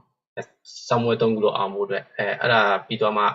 trainer application ရှောက်ခွင့်ရှိရပါပေါ့နော်ကျွန်တော်တို့ကကျွန်တော်တို့ကြီးညာထားတဲ့အတိုင်းပဲပေါ့နော် level 1အတွက်ကိုတော့ကျွန်တော်တို့လကားဖြည့်ခွင့်ရအောင်လုပ်ပေးမယ်ပေါ့နော် Yeah, this is the level 1. The English version. So the level 2 is almost the same, just a different with level 1 also too, but the rest is the same. Yes. So this is the. Rick, I have a request. Would you please like share the link, like your certification link, which Google has already sent, like official link? Okay. Yes, I think the official link of the download certificate, or how to download the certificate, or certificate is to apply. Oh, it's official link to your failure certificate. Oh yeah. Okay. Yes.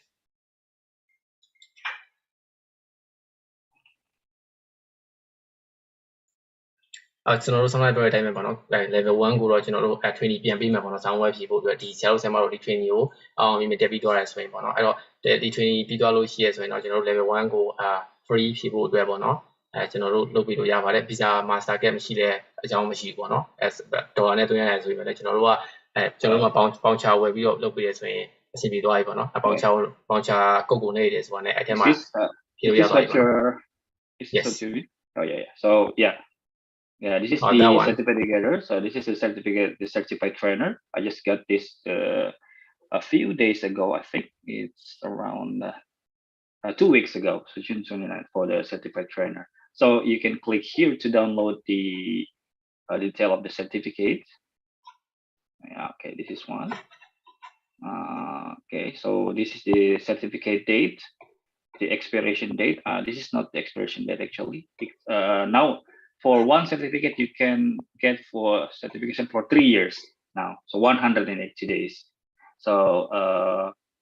that's my certification detail. So in this website, assessor website, you can also register for next exam here if you want to register, and then you can also access you can buy this and then retake if you want to retake. But if you have already applied, you can check my assessment here. So there is no assessment here. Yes. But if you have finished, you can check this my certification here. Sorry, this is in Indonesia, but I think you can see. So you can also check this is the certificate. I don't know where is my level 2 because I have finished the certificate trainer. So it's not there anymore. So you should, if you want to certificate trainer, you should this in the level 1 and level 2. Yes. And wait a minute. So yes, Rick. I think I will probably share my certificate with the link. Would you let me do that now, please? Okay. Yeah. Okay, you can help with that. Okay, thank you. Okay. You can stop share. ကျွန်တော်ရဲ့ screen ပေါ့နော်ဒါ share လိုက်တယ်ပေါ့နော်ဒီမှာဆိုရင်ဒါ Google ကနေပြီး certification အောင်လဲဆိုရင်ဒါသူက email ပို့လာတယ်ပေါ့နော် email ပို့ပြီးတော့ဒီမှာကိုယ့်ရဲ့ဒီမှာ digital credential ပေါ့နော်အဲ့ဒါကို check လုပ်လို့ရတယ်ဒီမှာကျွန်တော်အဲ့ link ကိုဝင်လိုက်တယ်ဆိုတာနဲ့ဒီမှာ Google ကပို့လိုက်တဲ့ဒါ certificate ပေါ့နော် level 2 ဟာကိုတွေ့ရပေါ့နော်တွေ့ပြီးတော့ဒီမှာသူကဒီမှာ blue mark လေးပါတယ်ပေါ့နော်ဒါကို credential တုံးနဲ့သူကချိန်ထားတာပေါ့နော်အဲ့တော့certified educator တကယ် certificate ရလားမရလားကိုဒါမျိုးကနေတစ်ဆင့် check လုပ်ရတယ်ပေါ့နော်ဒါ digital credential တစ်ခုကိုပြတာဖြစ်ပါတယ် Yes. Oh, let me share the email first. Okay, so this is for the certificate trainers email. So sorry, it's in Indonesia, but I think I can change it. Can I change it to English? Right. Oh no, I can't change. So this is the example for the email. So it's likely you can download the certificate here for the trainer skill assessment. So you can see the result of the cell and also the score, your certification file for 361 and so on. So this is the same. So you can directly download the certificate here if you pass the exam for the trainer skill assessment or the TSA. So the TSA this is one of the requirements to get your Google certified trainer.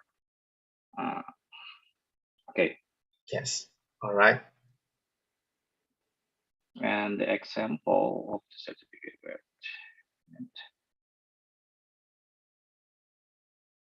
Riggs, I think I already shown that, so Oh it's yeah, you show probably, it. yeah, Okay. it's probably no problem. Yes, thank you. Okay. So I think that's all for Yes. the steps to become a Google certificate trainer. Maybe we can have discussion later if you. Yes. Yeah. So yeah, thank you. All right, thank you, Riggs. That was comprehensive enough to understand the step to take to become Google certified trainer. And I'm just happy and proud of the fact that you already earned Google certified trainer, which I haven't even got yet. I'm jealous at the same time, but yes, thank you. Yes. I think you can do it also. I hope you can get it soon. Yes, thank you. Yeah. I will try. All right. Yes. Over to you, Maimo. Yes. So ဆရာ risk လေသူGoogle certified education trainer ဘယ်လိုဖြစ်အောင်လုပ်မလဲဆိုတာလည်းပြောခဲ့တယ်သူကတော့ level 1 2ပြီးပြီးသားပေါ့နော်အခုဆရာစီသူလည်းlevel 1ပြီးထားပြီးသားကျွန်တော်တို့ဒီနေ့ session မှာလာ join တဲ့ဆရာဆရာမတွေလည်းတကယ်လို့အဲ့ဒီဟာကိုဖြည့်ချင်တယ်ဆိုလို့ရှိရင်လည်းကျွန်တော်နောက်ပိုင်းမှာအဲ့ဒီဟာအတွက်ကူညီပံ့ပိုးပေးမယ့်အစီအစဉ်လေးရှိပါတယ် Thank you so much Rick for sharing your experience I hope that you will help us again if we have some kinds of related question about that. Okay. All right. Yeah. Thank you. We will move to another section. Okay. Thank you. Thank you, everyone. Thank you. Yeah. Okay. So ဒါဆိုလို့ရှိရင်တော့နောက်ဆုံးဒီနေ့ session လေးကို9နာရီလဲထိုးတော့မှာပေါ့နော်ဆိုတော့ဒီနေ့ session လေးအဆုံးမသတ်ခင်မှာကျွန်တော်တို့ Google Workspace for Education Skill Bootcamp နဲ့ပတ်သက်တဲ့ orientation လေးအဲ့ဒါလေးကိုဆရာစီသူဝေကိုထပ်ပြီးတော့ရှင်းပြပေးဖို့ဖိတ်ခေါ်ချင်ပါတယ်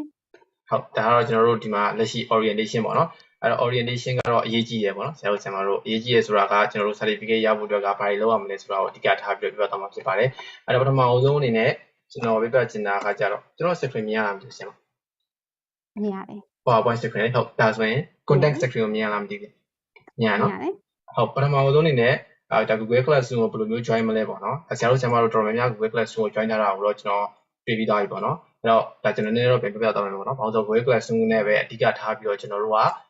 ဒီ assignment တွေကိုစုပ်တော့မှာဖြစ်တယ်ပေါ့နော်အဲ့တော့ Google Classroom ကိုမဖြစ်မနေ join ဖို့လိုအပ်တယ်ပေါ့နော်အဲ့တော့ Google Classroom ကို join ဖို့အတွက်ဆိုရင်ဒါကျွန်တော်တို့ကုတ်ဆရာတို့ဆရာမတို့ကိုလည်းပို့ထားတယ် link လည်းပို့ထားတယ်ပေါ့နော်အဲ့တော့နိုင်တော့ပြန် screen share လိုက်ပါမယ် screen share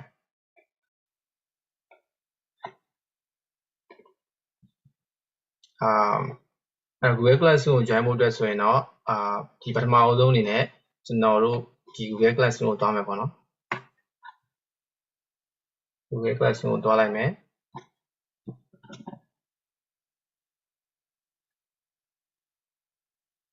Google Classroom တွားပြီးတော့ကျွန်တော်ဒီမှာ account share ဝင်လိုက်မယ်ပေါ့နော်ဝင်လိုက်ပြီးတော့ကျွန်တော်တို့အပေါ်တောင်းမှာရှိတဲ့အပေါင်းလက္ခဏာပေါ့နော်အဲ့မှာရှိတဲ့ join class ကိုနှိပ်မယ် join class ကိုနှိပ်ပြီးတော့ class code ကိုရိုက်ထည့်လိုက်ရပါတော့အဲ့ class code ကတော့ကျွန်တော် email ပို့ထားတယ်ပေါ့နော်class code ကဥမာပဲကျွန်တော်ဥစားကို join လိုက်မယ်ပေါ့နော်class class A ကို join လိုက်မယ်ပေါ့နော် class A က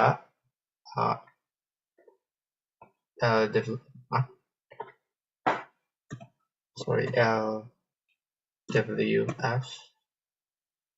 SCRH join လိုက်မယ်ပေါ့နော်ဒါဆိုရင်တော့ကျွန်တော်တို့ Google Classroom နဲ့ကိုနှိပ်ပြီးတော့ဒါဆို Google Classroom နဲ့ကိုရောက်သွားပြီပေါ့နော်အဲ့တော့ကျွန်တော်တို့ဒီမှာဒီမြန်မာ A ပေါ့နော် A ထဲကိုရောက်သွားပါလိမ့်မယ်အဲ့တော့ကျွန်တော်တို့နောက်တစ်ဆင့်အနေနဲ့ကဘာလုပ်ရမလဲဆိုကြတော့နောက်တစ်ဆင့်အနေနဲ့ကဒီ Google Classroom မှာအရေးကြီးဆုံးအချက်ပေါ့နော်ဒါကျွန်တော်တို့အရင်အရေးကြီးပါတယ်ဘာလို့ဆိုတော့ကျွန်တော်တို့ဆရာဆရာမတို့ရဲ့ assignment ပြီးလားမပြီးလားကိုစစ်တဲ့အခါမှာဒီဒုတိယ point ပေါ့နော်ဘာနဲ့စစ်လဲဆိုကြတော့ဒီကျွန်တော်တို့ဆရာဆရာမတို့ရဲ့ name နဲ့စစ်တယ်ပေါ့နော်အဲ့ Google ကိုယ့် ကိုယ့်ရဲ့ဒီ Google Classroom နဲ့ဝင်တဲ့အခါမှာကိုယ့်ရဲ့ Google name ကကိုယ့်ရဲ့ကိုယ်ပိုင် name ကိုလည်းပြောင်းလို့ရတယ်ဒါမှမဟုတ်ဘူး security reason ရှိတယ်ပေါ့နော် security reason ပဲဖြစ်ဖြစ်တခြား reason ရှိတယ်ဆိုရင်ပဲဖြစ်ဖြစ်ပေါ့နော်ကိုယ်ရဲ့ကိုယ်ပိုင် name နဲ့မဝင်ချင်ဘူးဆိုရင်လည်းကျွန်တော်တို့ဆရာတို့ဆရာမတို့ကိုပေးထားတဲ့ TED နာမည်ရှိတယ်ပေါ့နော်အဲ့ဒါကိုတော့ပြောင်းပေးဖို့လိုအပ်တယ်ပေါ့နော်အဲ့တော့ Google Classroom နဲ့မှာတော့ကိုယ့်ရဲ့နာမည်ကိုပြောင်းလို့မရဘူး Google account မှာသွားပြီးတော့ပြောင်းအောင်မှာဖြစ်တယ်ပေါ့နော်အဲ့တော့ Google account မှာသွားပြောင်းမယ်ဆိုရင်ပထမအောင်ဆုံးအနေနဲ့ကျွန်တော်တို့ဘာလုပ်ရမလဲဆိုကြပထမအောင်ဆုံးအနေနဲ့ဒီ Google account ကိုပြန်သွားမယ်ပေါ့နော်အဲ့တော့ Google account ကိုသွားမယ် Google account မှာသွားပြီးတော့ဒီ manage your Google account ဆိုတာရှိတယ်ပေါ့နော်အဲ့တော့ manage your Google account ကိုနှိပ်လိုက်မယ်အဲ့ပေါ့ညာဘက်ထောင်းက icon လေးကိုနှိပ်ပြီးတော့အဲ့တော့ manage your Google account နှိပ်ပြီးတော့ဒီမှာ personal info ဆိုတာရှိရပေါ့နော်ဒီဘက်ဘယ်ဘက်အပေါ်သုံးတောက်မှာ home ရဲ့အောက်မှာ personal info ဆိုတာရှိပါတယ်အဲ့ personal info ကိုနှိပ်လိုက်မယ်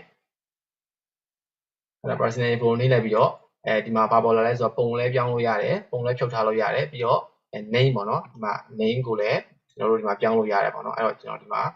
name ကိုပြောင်းဖို့အတွက် name ကိုနှိပ်လိုက်တယ်နှိပ်လိုက်ပြီးတော့ကိုပြောင်းခြင်းတဲ့နာမည်ကိုဒီမှာရိုက်ပြီးတော့ထည့်လို့ရတယ်ပေါ့နော်ဒီမှာဒီ can လေးကိုနှိပ်ပြီးတော့ပြောင်းလို့ရတယ်ပေါ့နော်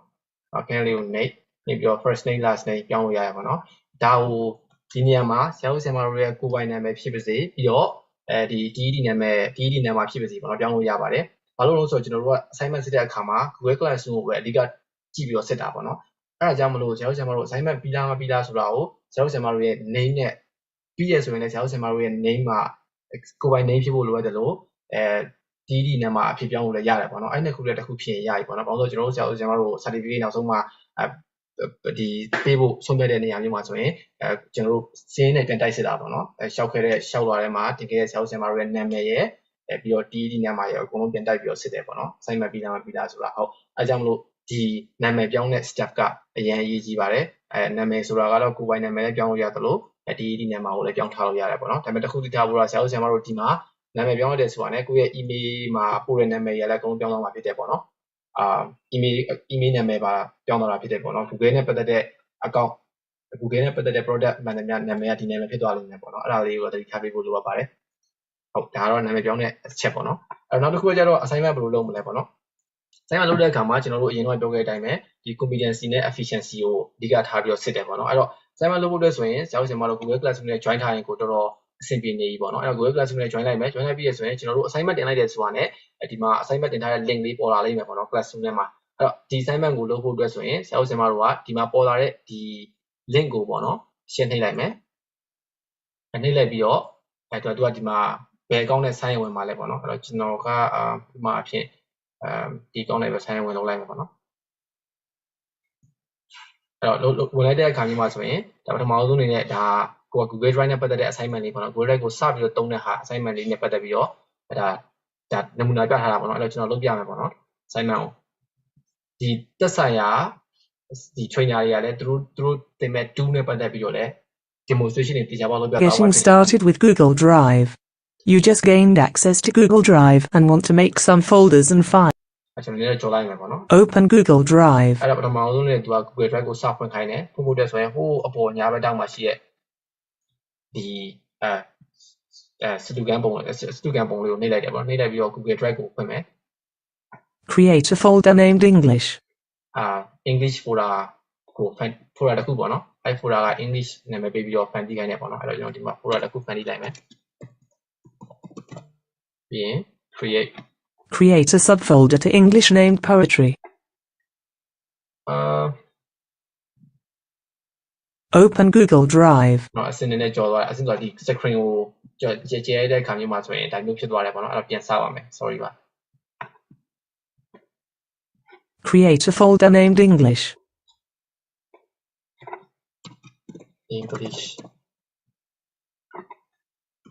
ဆရာဦးဆရာမတို့က training ပေးရဆိုရင်ဒီလိုမျိုးဟာမျိုးလိုက်လို့ Create a subfolder to English named Poetry. subfolder poetry. Find your recently opened files. Move the file Classic Poems to the Poetry folder. Poetry folder. Poetry folder ဆိုတာ English ထဲမှာပေါ့နော်English ထဲမှာ English ကိုရွှေ့လိုက်မယ်ဖြေတာဆိုရင်ဒီမှာ move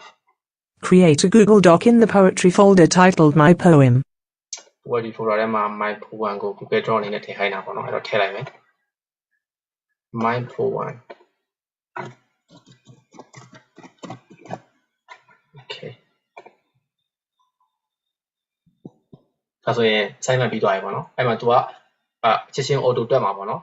ကိုယ့်ရဲ့မှတ်မှန်ကန်ကန်ဘယ်လောက်လုံးနိုင်လဲပေါ့နော်ဒီမှာဆိုရင်ကိုယ့်ရဲ့ဒီ efficiency က 50% ပဲရတယ်ပေါ့နော် efficiency ဆိုတော့ကျွန်တော်မြန်မြန်တိတ်မလုံးနိုင်တဲ့အတွက်ကြောင့်မလို့ 50% ပဲရတာပေါ့နော်competence က100ပေါ့နော်မှန်မှန်ကန်ကန်လုံးနိုင်တယ်ပေါ့နော်အဲ့တော့ assignment ကျွန်တော်တို့ဘယ်လိုစစ်လဲဆိုကြတော့အဓိကအားဖြင့်တော့ competence နဲ့ efficiency ကိုတော့ 80% လောက်ထိတော့ရတဲ့နေပေါ့နော်တစ်ခုချင်းစီအနည်းဆုံးပေါ့နော်ဒါပေမဲ့လည်းefficiency မှာ 80% မရလဲရတယ်ပေါ့နော်အရေးကြီးဆုံးချက်ကကျွန်တော်တို့ဘာကိုကြည့်လဲဆိုတော့ဒီ batch ပေါ့နော်ဒီမှာဒီ batch ကိုyou have been awarded an open batch ဆိုတာလေးပေါ့နော်အဲ့ batch ကိုရမရကိုကြည့်ရပေါ့နော်အဲ့ batch ရတယ်ဆိုရင် assignment ပြီးရလို့အဲ့ batch လေးကိုမြင်တယ်ဆိုတာနဲ့ assignment ပြီးရလို့ယူဆလို့ရပါတယ်အဲ့တော့အဲ့ batch ကိုဒီရပြီးသွားရဆိုတာနဲ့ကိုရခဲ့တဲ့ batch တွေကိုအကုန်လုံးကိုဘယ်မှာပြန်ကြည့်လို့ရလဲဆိုတော့ဒီ passport.howdoyoudownload နဲ့မှာကိုယ့်ရဲ့ဒီ Google Classroom မှာဝင်ထားတဲ့ Gmail account နဲ့ပြန်ကြည့်လို့ရတယ်ပေါ့နော် passport.howdoyoudownload ပေါ့နော်ကျွန်တော်ဒီမှာပထမဆုံးအနေနဲ့အဲ့ digital passport ပေါ့နော်ဒါကိုလုပ်လိုက်တဲ့ assignment တွေကိုပြီးလားမပြီးလား batch တွေရလားမရလားပြန်ကြည့်နေတယ်ဆိုရင်ဒီ passport မှာတွားပြီးတော့ကြည့်လို့ရတယ်ပေါ့နော်ဒီမှာဆိုရင်အဲ့ passport ကိုတွားမယ် link က passport.howdoyoudownload ကနေတစ်ဆင့်တွားလို့ရတယ်လို့Keynote education နဲ့တွားကြည့်လို့ရတယ်ပေါ့နော်ဥပမာအဖြစ် Keynote Keynote education ပေါ့နော် Keynote ဒီရချလိုက်ပါမယ် Keynote education ဒီမှာဆိုရင်တို့ရဲ့ဒါဒီ website ကနေတစ်ဆင့်တွားကြည့်လိုက်မယ်ဒီမှာဆိုရင် Workspace ကိုတွားလိုက်မယ်တွားပြီးတော့ item မှာလည်းဒီကိုယ့်ရဲ့ဒီ passport ကိုတွားရှာလို့ရတယ်ပေါ့နော်ဒီမှာလည်းဆို resource hub ထဲမှာ sorry ဒီမှာ digital passport ရှိရပေါ့နော်အဲ့မှာတွားရှာကြည့်လို့ရတယ်ပြီးရင်ဒီမှာကိုက sign in ဝင်လိုက်ရုံပဲပေါ့နော်အဲ့ကိုယ့်ရဲ့ဆွမ်းနာက assignment လုပ်ထားတဲ့ Gmail account ပေါ့နော်ကျွန်တော်တို့ Google Classroom ကို join ရတဲ့ Gmail account နဲ့ဝင်လိုက်တယ်ဆိုတာနဲ့ကိုကကိုယ့်ရဲ့ batch တွေကိုပြန်ကြည့်လို့ရတယ်ပေါ့နော်ဒီမှာကျွန်တော်ဝင်လိုက်တယ်ဒါဆိုရင် စာမျက်နှာတစ်ခုကိုလိုက်မယ်ဆိုရင်ဒီအောက်ဘက်ဆုံးမှာ passport ရဲ့ down လေးပေါ့နော် down လေးတွေကိုနှိပ်ပြီးတော့တန်လို့ရတယ်ပေါ့နော်ဒီမှာဆိုရင်စတုံးကကျွန်တော် Google Drive နဲ့ပတ်သက်ပြီးတော့လုပ်ထားတဲ့ bronze ဒီ batch ကိုရသွားပြီပေါ့နော်အဲ့တော့Google Drive နဲ့မဟုတ်ဘူးတခြား Google Draw Google Slide ဒါမျိုးတွေအကုန်လုံးကိုရလားမရလားကြည့်နေဆိုရင်လည်းဒီ passport မှာကိုယ့်ရဲ့ passport မှာအမြင်နဲ့အခြေအနေတွားပြီးတော့ကြည့်လို့ရတယ်ကျွန်တော်တို့ရဲ့ Google Classroom ကို join ထားတဲ့ Gmail account နဲ့တွားပြီးတော့ကြည့်လို့ရပါတယ်ဒီမှာဒါတွေကတော့အများကြီးရှိရပါတော့ဟုတ်ကဲ့ဒါဆို Google Key ပေါ့နော်အဲ့တော့နောက်ဆုံးကျွန်တော်တို့ certificate ရမရကဘယ်နေရာမှာကျွန်တော်တို့ပြန်စစ်မလဲဆိုကြတော့ဒီမှာဆိုရင်ဆရာတို့ဆရာမတို့အကုန်လုံးဒီပြီးသွားပြီဆိုတာနဲ့ဆရာတို့ဆရာမတို့ရဲ့ passport ထဲမှာ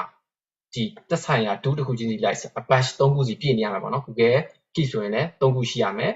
ဒီမှာဆိုရင် Google Site ဆိုရင်လည်း3ခုရှိရမယ် Bronze Saver Go ပေါ့နော်3ခုရှိရမယ်အဲ့ဒါတွေအကုန်လုံးပြည့်စုံနေဆိုရင်တော့ဆရာတို့ဆရာမတို့ assignment ပြီးရလို့ယူဆပါတယ်အဲ့တော့ဒီဒါကတော့ digital passport ကိုတစ်ခါတည်းချိတ်ဆက်ပြီးပြောလိုက်တာပေါ့နော်အဲ့တော့ assignment တင်ပြီးသွားရဆိုတော့ねဒီကျွန်တော်တို့လုပ်စီချင်တာကကြတော့ကိုယ့်ရဲ့ Google Classroom ကိုပြန်သွားပြီးတော့ဒီ class 1ကိုနှိပ်ပြီးတော့ကြည့်ပါတော့ class 1ကိုနှိပ်ပြီးတော့ကြည့်ရတယ်ဆိုရင်ကိုယ့်ရဲ့ assignment မှာဒီ mark as done ဆိုတာလေးကိုတော့နှိပ်စီချင်တယ်ပေါ့နော်ဒီမှာ mark as done ဒါလေးကိုနှိပ်တယ်ဆိုတာနဲ့ assignment ပြီးရလို့ယူဆလို့ရတာပေါ့ဒါကိုမနှိပ်လည်းတော့ပြဿနာမရှိပါဘူးဘာလို့လဲဆိုတော့ကျွန်တော်တို့ကဆရာတို့ဆင်မတို့ရဲ့ဒီ link ထဲကိုဝင်ပြီးတော့ assignment လုပ်ရတယ်ဆိုတာနဲ့ပြီးမပြီးကိုကျွန်တော်တို့ချက်ချင်းတန်းပြီးတော့ပြန်ပြီးတော့စစ်ကြည့်လို့ရတယ်ပေါ့နော်ဒါလေးကိုပြန်စစ်ကြည့်လို့ရတယ်ပေါ့နော်assignment ဘယ်လိုမျိုးစစ်လဲဆိုတော့ကျွန်တော်တစ်ချက်ပြမယ်ပေါ့နော်ခဏလေးပါ second လေးတစ်ချက်ပြရပါမယ်အဲ့တော့ assignment ကိုကျွန်တော်တို့ဘယ်လိုမျိုးလုပ်လားမလုပ်လားဆိုတာကိုဘယ်လိုမျိုးပြန်စစ်လဲပေါ့နော်အဲ့ဒါကိုစစ်တဲ့ပုံစံကိုတစ်ချက်ပြမှာဖြစ်ပါတယ်ဆရာတို့ဆရာမတို့လုပ်ထားတဲ့ဟာကို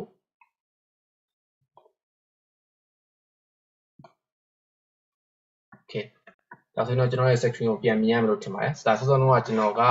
ဒီ assignment ကိုလုပ်လိုက်တဲ့ဟာမျိုးပေါ့နော်ဒီမှာဆိုရင်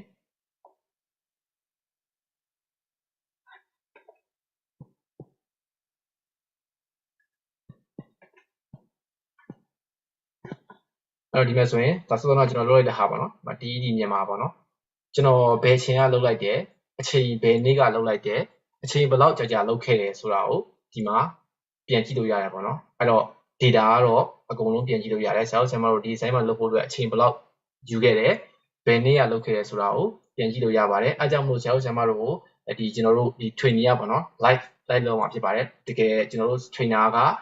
ဘယ်လိုလုပ်ရမလဲဆိုတာကိုလည်းရှင်းပြမယ်ပြီးတော့ဆရာတို့ဆရာမတို့ရဲ့ Google Classroom မှာဒီပိုင်းနဲ့ live လုပ်ဖို့လိုအပ်တယ်ပေါ့နော်တကယ်လို့မှဤပညာအခက်အခဲတွေ internet connection မကောင်းတာတော့ဘာလို့ပေါ့နော်ပြုတ်ကျသွားခဲ့တာမျိုးဖြစ်တဲ့ဆိုရင်လည်းဒီ assignment တစ်ခုချင်းစီကိုကျွန်တော်တို့အနည်းဆုံး9ရက်အချိန်ပေးထားတယ်ပေါ့နော်အဲ့တော့9ရက်အတွင်းဥပမာအားဖြင့်ကျွန်တော်တို့ကဒီနေ့ Google Drive နဲ့ပတ်သက်ပြီးတော့ assignment တစ်ခုပေးလိုက်တယ်ဒီနေ့တောက်ကြနေ့ပေါ့နော်အဲ့တော့နောက်ပတ်တောက်ကြနေ့ဒီနောက်ပတ်တောက်ကြနေ့အထိပေါ့နော်အဲ့ Google Drive နဲ့ပတ်သက်တာကိုလုပ်လို့ရတယ်ပေါ့နော်9ရက်အချိန်ရပါတယ်ဒါပေမဲ့အဲ့9ရက်ကျော်သွားလို့ဒီတခြား assignment မပြီးသေးဘူးဆိုရင်တော့ကျွန်တော်တို့က assignment မလုပ်ဘူးလို့သတ်မှတ်တယ်ပေါ့နော်အဲ့တော့ဘယ်လိုမျိုးကြည့်မလဲဆိုတော့ဆရာတို့ဆင်မတို့လုပ်ခဲ့တဲ့ date ရယ် duration ရယ်ကျွန်တော်တို့အကုန်လုံးပြန်ကြည့်လို့ရတယ်ပေါ့နော်ဒီမှာဆိုရင်ပြီးတော့ competency ဘယ်လောက်ရလဲ efficiency ဘယ်လောက်ရလဲဆိုတာအစအကုန်လုံးပြန်ကြည့်လို့ရပါတယ်အဲ့တော့ဒီမှာနာမည်ကပေါ်တာကကိုယ့်ရဲ့ Google name နဲ့ပေါ်နေရပေါ့နော်အဲ့တော့ကိုယ့်ရဲ့ Google name ကိုလည်းပြောင်းပေးဖို့လိုအပ်ပါတယ်ကျွန်တော်တွေ့တဲ့အတိုင်းပဲပေါ့နော်အရင်ရေးကြည့်ပါလေအဲ့ဒီအဆင့်อ่ะပေါ့နော်အဲ့တော့ဒါကတော့ဒါကျွန်တော်အခုလောလောဆယ်ကတော့ဒီ orientation မှာတည်တည်တဲ့ဟာတွေအကြောင်းပေါ့နော်အဓိကအဖြစ် assignment ကိုဘယ်လိုမျိုးတင်ရမလဲဆိုတဲ့အကြောင်းပြောသွားတာဖြစ်ပါတယ်အဲ့တော့ assignment လုပ်တဲ့အခါမျိုးမှာဆိုရင်လည်းအရင်ကြီးတော့ဒီအရင်ကြီးတော့မခက်ခဲပါဘူး assignment တွေအကုန်လုံးလွယ်ကူပါတယ်ဒါပေမဲ့ trainer တွေက assignment လုပ်တဲ့ပုံစံအပြင်ပြီးတော့တူတစ်ခုချင်းစီကိုလက်ရှိပညာရေးမှာဘယ်လိုမျိုးသုံးချနေလဲဆိုတာကိုပါမျှဝေပေးတောင်းမှာဖြစ်တယ်ပေါ့နော်အဲ့တော့ဆရာတို့ဆရာမတို့ဒီ Google 2တွေနဲ့ပတ်သက်ပြီးတော့ဘယ်လိုမျိုးသုံးလဲဆိုတော့လည်းသိရမယ်ပြီးတော့ဒီ assignment ဘယ်လိုလုပ်လဲ assignment ကိုလည်းဒီပိုင်းနဲ့လုပ်လို့ရမယ်ပေါ့နော်အဲ့တော့ဆရာတို့ဆရာမတို့လုပ်ရတဲ့ assignment ကိုလည်းကျွန်တော်တို့ကချက်ချင်းပြန်စစ်လို့ရတယ်ပေါ့နော်အကုန်လုံးပြီးတော့ဆရာတို့ဆရာမတို့လုပ်ခဲ့တဲ့ဒီ batch တွေကြားခဲ့တဲ့ batch တွေကိုလည်း digital passport ထဲမှာတွားပြီးတော့ကြည့်လို့ရတယ်ပေါ့နော်အဲ့ digital passport ကတော့ခုနပြောတဲ့အတိုင်းပဲဘယ်လိုတွားကြည့်မလဲဆိုရင်assignment လုပ်ပြီးသွားပြီဆိုတာနဲ့သူကဒီမှာဒီအောက်ပိတ်ဆုံးမှာ passport.howdoyou.net ဆိုတာလေးပေါ်နေတိုင်းလို့ရှိရပေါ့နော်ဒီမှာလေးပေါ့နော်ဒီမှာဒါလေးပေါ်နေတိုင်းလို့ရှိတယ်အဲ့ဒီဟာကိုတွားပြီးတော့လည်း link လေးကိုတစ်ချက်ဝင်ကြည့်လို့ရတယ်လို့ဒါတစ်ဆင့်ပေါ့နော်အဲ့လိုမှမဟုတ်ဘူးဒီ Keynote education မှာ Workspace skill ကိုနှိပ်ပြီးတော့ဒီ resource hub ထဲမှာdigital passport ကိုတွားပြီးတော့ sign in ဝင်ပြီးတော့ကြည့်လို့ရတယ်ပေါ့နော်ကိုရခဲ့တဲ့ digital passport ပေါ့နော်အဲ့တော့ဘယ်ချိန်မှဖြစ်ဖြစ်ကိုဘာရထားလဲဆိုတာကြည့်နေတယ်ဆိုရင်ဒီမှာတွားပြီးတော့ကြည့်လို့ရတယ်ပေါ့နော် digital passport ပါပြီးတော့အရေးကြီးဆုံးကတော့ assignment တွေအကုန်လုံးကိုဒီနေ့ Google Drive assignment ပေးရဆိုရင်9ရက်အတွင်းGoogle Drive ကိုပြအောင်လုပ်ဖို့လိုအပ်တယ်ပေါ့နော်9ရက်ကျော်လို့တော့အဆင်မပြေပါဘူးအဲ့ဒီ share လေးတော့သိထားဖို့လိုအပ်ပါတယ်ပြီးတော့အရေးကြီးဆုံးကတော့ကိုယ့်ရဲ့ Google account name ကိုကိုယ့်ရဲ့ကိုယ်ပိုင်နာမည်ဒါမှမဟုတ်ကျွန်တော်တို့ရဲ့ပေးထားတဲ့ DED နာမည်ပြောင်းပေးဖို့လိုအပ်ပါတယ်ဘာလို့လဲဆိုတော့ကျွန်တော်တို့ assignment စစ်တယ်ဆိုရင်အဲ့ DED နာမည်ဒါမှမဟုတ်ကိုယ့်ရဲ့ကိုယ်ပိုင်နာမည်နဲ့ပဲပေးပြီးတော့စစ်မှာဖြစ်ပါတယ်အဲ့ဒါဆိုတော့ကြတော့နောက်ဆုံးအဓိကအဖြစ်တော့ကျွန်တော်တို့ဒီ communication ဘိုင်းပေါ့နော်ကိုကမေးချင်တာတစ်ခုရှိတယ်ဒီ Google နဲ့ပတ်သက်ပြီးတော့မေးချင်တာတစ်ခုပဲရှိတာပဲဖြစ်ဖြစ်ပေါ့နော်ကိုရဲ့ဒီ Google 2နဲ့ပတ်သက်ပြီးတော့idea ကို share ချင်တာပဲဖြစ်ဖြစ်ကျွန်တော်တို့ Facebook group ရှိတယ်ပေါ့နော်အဲ့ private Facebook group ကိုTED number ကိုရိုက်ပြီးတော့ join ဖို့လိုအပ်တယ်ပေါ့နော် TED number မပါဘဲနဲ့ group join နေဆိုရင်ကျွန်တော်တို့လက်ခံလို့အဆင်မပြေဘူးပေါ့နော်အဲ့တော့ဆရာတို့ကျွန်တော်တို့ရဲ့ Facebook private group ကို join နေဆိုရင် TED number ကိုရိုက်ပြီးတော့ join ပေးဖို့လိုအပ်ပါတယ်ပြီးတော့နောက်ထပ် announcement တွေလုပ်တဲ့တကယ်အရေးကြီးတဲ့ announcement ပေါ့နော်တခု announcement လုပ်ဖို့လိုအပ်တာရှိရဆိုရင်လည်း Google Classroom ဒါမှမဟုတ်ဘူးGoogle Classroom ကိုပြီးတော့ကျွန်တော်တို့ TED Facebook page ဒါမှမဟုတ် TED private educator group ကတစ်ဆင့် announcement တွေလုပ်တော့မှာဖြစ်တယ်ပေါ့နော်အဲ့တော့ကိုက Facebook မသုံးဘူးဆိုရင်လည်းရတယ်ပေါ့နော်ကျွန်တော်တို့Google Classroom ကနေတစ်ဆင့် announcement လုပ်တော့မှာပေါ့နော်အရေးကြီးဆုံးကတော့ Google Classroom ကို join ပေးဖို့လိုအပ်ပါတယ်ဒီပြီးတော့ကိုယ့်ရဲ့ idea တွေ Google နဲ့ပတ်သက်တဲ့ မေးခွန်းတွေပေးချင်တာမျိုးရှိရဆိုရင်လည်းကျွန်တော်တို့ Facebook group ကို join ပြီးတော့ဒီမေးလို့ရတယ် share လို့ရပါတယ်ပေါ့နော်ဟုတ်ဒါကတော့ကျွန်တော်ရဲ့ orientation section ရဲ့ဒါအကုန်လုံးပြောသွားတာဖြစ်ပါတယ်အဲ့တော့ဒီနေ့ join ပြီးရတဲ့ကျေးဇူးအများကြီးတင်ပါတယ်ခင်ဗျမေးခွန်းတွေရှိမလားတော့မသိဘူးဗျဟုတ် Google ဟုတ်ကဲ့ဆရာအခုဆိုလို့ရှိရင်ကျွန်တော် Bitcoin လေးအများကြီးတက်နေရတော့တွေ့တယ်ကျွန်တော် Facebook မှာလည်းလာပြီးတော့မေးတယ်ပေါ့နော်ကျွန်တော်အတက်နိုင်ဆုံးအားလုံးလိုက်ပြီးတော့ဖြည့်ရှင်းပေးပါမယ်ပထမဆုံးအရေးကြီးဆုံးကကြတော့ email လေးတစ်ချက်လောက်တိကျလေးစစ်ပေးပါအောင်အားလုံးကို email လေးပို့ထားတယ်ပေါ့နော်ဆိုတော့အဲ့ email ထဲမှာ join ရမယ့် Facebook ရဲ့ link တွေGoogle Classroom ကို join ရမယ့် link တွေရဲ့ကုတ်နံပါတ်တွေရဲ့အဲ့ဒါတွေလည်းအားလုံးထည့်သွင်းပြီးတော့ပေးထားပါတယ်တကယ်လို့ကိုက class A ဆိုလို့ရှိရင်လည်း class A ရဲ့ link ပေါ့နော် B ဆိုလဲ B ရဲ့ link အဲ့ဒါပါပါတယ်လို့အဲ့ဒါလေးတစ်ချက်ကြည့်ပေးပါအောင်တကယ်လို့များ email မရအောင်ဆိုရင်ခုန spam folder တွေများရောက်သွားလားမသိနော်အဲ့ဒါလေးလည်းတစ်ချက်စစ်ပေးပါအောင်တကယ်လို့တခုခုအဆင်မပြေဘူးဆိုလို့ရှိရင်ကျွန်တော်တို့ Messenger ကနေလည်းလာပြီးတော့ပြပြလို့ရတယ်ကျွန်တော်တို့အတက်နိုင်ဆုံးလာသမျှမိကွန်းတွေကိုအတက်နိုင်ဆုံးဖြည့်ရှင်းပေးပါမယ်ဟုတ် Messenger ကနေလည်းတစ်ဆင့်လာပြီးတော့တကယ်လို့ကိုကဖောင်ပြထားတယ်ပေါ့နော်အဲ့မှာဖောင်ပြထားလို့မှemail မရဘူးဆိုရင်ကိုယ့်ရဲ့နာမည်ရဲ့ email address ရဲ့ကို Messenger ကနေလာ page Messenger ပေါ့နော် page Messenger ကနေပြီးတော့လာပြီးတော့ ဒါတောင်းလို့ရပါတယ်ကျွန်တော်တို့ချက်ချင်း Messenger ကနေပြန်ပို့ပေးမယ်ပေါ့နော်ဒါပေမဲ့လည်းလက်ရှိမှာတော့မေးရတဲ့အရင်များနေတဲ့အတွက်ကြောင့်မလို့နည်းနည်းလေးတော့စောင့်ပေးဖို့လိုအပ်ပါတယ်ပေါ့နော်ကျွန်တော်တို့ reply အောင်ဟုတ် ပြီးတော့ Google Classroom နဲ့ဝင်လိုက်တယ်ဆိုရင်ဘာမှမမြင်ရဘူးဆိုတာမျိုးဖြစ်နေလိမ့်မယ်ဟုတ်ကဲ့ဘာမှမမြင်ရသေးပါဘူးကျွန်တော်တို့တစ်ရက်တာ session တစ်ခုပြီးတိုင်းမှာGoogle Tools ကိုမိတ်ဆက်လိုက်တဲ့ Google Tools နဲ့ပတ်သက်တဲ့ assignment ကိုပဲတင်ပေးမှာဖြစ်တဲ့အတွက်အဲ့ဒီအချိန်ကြာတော့မှပဲမြင်ရမယ်ပေါ့နော်အခုလောလောဆယ်တော့ဒီနေ့ဆိုလည်းဘာ assignment မှမရှိသေးဘူးဆိုတော့ဘာအကြောင်းအရာမှတွေ့ဦးမှာမဟုတ်သေးဘူးအဲ့တော့မပူပါနဲ့နောက်ဆုံးတစ်ခုတက်လာပါမယ်နော်ဟုတ်ပြီးတော့လေတကယ်လို့အဲ့မှာကိုက assignment တွေကျွန်တော်တို့ပို့လိုက်တယ်ပေါ့နော်အဲ့မှာကိုက efficiency က 50% ပဲအဲ့ချက်နည်းနေတယ်ဆိုရင်လည်းကျက်တော့အချိန်ပေါင်းများစွာလေ့ကျင့်လို့ရပါတယ်ပေါ့နော်အဲ့ကိုရဲ့ဒီ assignment ကိုအချိန်ပေါင်းများစွာထပ်တလဲပြန်ပြီးလေ့ကျင့်လို့ရတယ်ပေါ့နော်တခါတည်းပဲလုပ်လို့ရမှာမဟုတ်ပါဘူးအဲ့တော့ကိုရဲ့စိတ်ကြိုက် score မရမချင်းလေ့ကျင့်လို့ရတယ်ပေါ့နော်ဒါပေမဲ့လည်းscore ဆိုတာတည်းကျွန်တော်တို့ digital badge ရတယ်ဆိုရင် assignment ပြီးသွားတယ်ပေါ့နော်ဒါပေမဲ့ထပ်ပြီးလေ့ကျင့်ခြင်းတည်းရဆိုရင်လည်းထပ်ပြီးတော့အချိန်ပေါင်းများစွာလေ့ကျင့်လို့ရပါတယ် assignment တွေအကုန်လုံးပေါ့နော်ဟုတ်ကဲ့ဆိုပြီးတော့ပထမဆုံးနေ့လည်းဖြစ်တယ်ကျွန်တော်ကိုယ်တိုင်လည်းအခုမဆန်းကြည့်လိုက်ရသေးဘူးဆက်စီသူရှင်းပြတဲ့ဟာကိုပဲကြည့်လိုက်တဲ့အချိန်မှာတော့နည်းနည်းခက်ခဲတယ်လို့ထင်ကောင်းထင်နေလိမ့်မယ်ပေါ့နော်မပူပါနဲ့လို့ဆိုတော့ကျွန်တော်တို့တရက်ပြီးတရက်ဝင်ပြီးတော့လေ့ကျင့်ခန်းတွေလုပ်နေရင်းနဲ့ပေးထားတဲ့ညွှန်ကြားချက်ကြားတဲ့ညွှန်ကြားချက်အတိုင်းအနောက်ကလိုက်လုပ်နေရင်းနဲ့အဆင်ပြေသွားပါလိမ့်မယ်ပေါ့နော်ပြီးတော့ကျွန်တော်တို့trainer တွေရတဲ့ demonstration ကိုတည်ချာလုပ်ပြသွားမှာပေါ့နော်ကျွန်တော်ကကျတော့လက်ရှိရတဲ့အချိန်တွေမှာနည်းနည်းလေးလုပ်ပြလိုက်တာပေါ့နော်အဲ့တော့ဆရာတို့အချိန်နဲ့လုံလောက်ရှိမှာပါပြီးတော့ YouTube မှာလည်းပြန်ကြည့်လို့ရတာပေါ့နော်ကျွန်တော်တို့ရဲ့ video recording တွေကို YouTube မှာပြန်ကြည့်ပြီးတော့နားမလည်ဘူးပေါ့နော်နားမလည်ဘူးဆိုတော့မှတ်မိလိုက်တာမျိုးတွေလိုင်းကျသွားတာမျိုးဖြစ်တဲ့ဆိုရင်လည်းအဲ့မှာ YouTube မှာပြန်ကြည့်ပြီးတော့ assignment ကိုပြန်နေလို့ရတယ်ပေါ့နော်အဲ့တော့ assignment တင်ရမယ်ဆိုတာလည်းတစ်ပတ်အချိန်ရတယ်ပေါ့နော်အဲ့တော့ဆရာတို့အဆင်ပြေမယ်လို့ပြောနေပါတယ်ဒီပါဟုတ်ဒီနေ့ session နားလိုက်တော့မှာဟုတ် Google Classroom app ကနေလည်း join လို့ရတယ်ပေါ့နော်ပြီးတော့နောက်တစ်ခုကကြတော့ဒီနေ့ assignment တော့မရှိသေးဘူးပေါ့နော်ပြီးတော့တကယ်လို့ name Google ကိုယ့်ရဲ့ Google account လေးကိုဘယ်လိုပြောင်းမလဲဆိုတော့ပြန်ကြည့်ခြင်းနဲ့ဆိုရင်ကျွန်တော်တို့ဒီနေ့ video ကိုပြန်ကြည့်လို့ရတယ်ပေါ့နော် YouTube မှာအဲ့တော့ကျွန်တော်လုပ်ပြသွားတဲ့ဟာလေးကိုပြန်ကြည့်လို့ရပါတယ်ဒါကိုကျွန်တော်တို့ YouTube ကိုတွားပြီးတော့ပြန်ကြည့်ပြီးတော့ Google account ပြောင်းတဲ့ပုံစံ name ပြောင်းတဲ့ပုံစံလေးကိုပြန်ကြည့်လို့ရတယ်ပေါ့နော် iPad တို့ tablet တို့နဲ့လည်း assignment လုပ်လို့ရပါတယ်ပြီးတော့ဒီခု email ကပေါ့နော်တစ်ခါလေးမှာ spam folder ထဲမဟုတ်ဘဲမဲ့ promotion box ထဲမှာဝင်နေရတယ်ပေါ့နော် promotion folder ထဲမှာဝင်နေရတာမျိုးရှိတယ်ပေါ့နော်အဲ့တော့ promotion တို့ update တို့မှာလည်းဒီမှာဆရာမတယောက်ရေးထားတာရှိတယ်ပေါ့နော်အဲ့တော့ကျွန်တော်တို့ပို့တဲ့ email ကိုဝင်ကြည့်ပေးပါပေါ့နော် folder တွေအကုန်လုံးပေါ့နော် promotion folder update folder spam folder ပေါ့နော်အဲ့ထဲမှာဝင်ကြည့်ပေးဖို့အတွက်ကျွန်တော်တို့ပြင်ရခံပါတယ်အဲ့လိုမှ email မရသေးဘူးဆိုရင်ကျွန်တော်တို့ page messenger ကိုလိုက်ပို့လိုက်ပါကျွန်တော်တို့ပြန်ပြီးတော့စစ်ပြီးတော့ဆရာမတို့ကိုinvitation ကိုပို့ပေးပါမယ်ပေါ့နော်ဟုတ်ဆရာမမေးစရာမေးခွန်းလေးကျွန်တော်ဖြေဖို့ကြံသွားတာလေးများရှိသေးလားမသိဘူးခင်ဗျာဒီကျမ်းမှာလေကျွန်တော်အချိန်ကတော့ပြေးသွားပြီပေါ့နော်ဟုတ်တယ်အချိန်ကတော့ပြေးသွားပြီ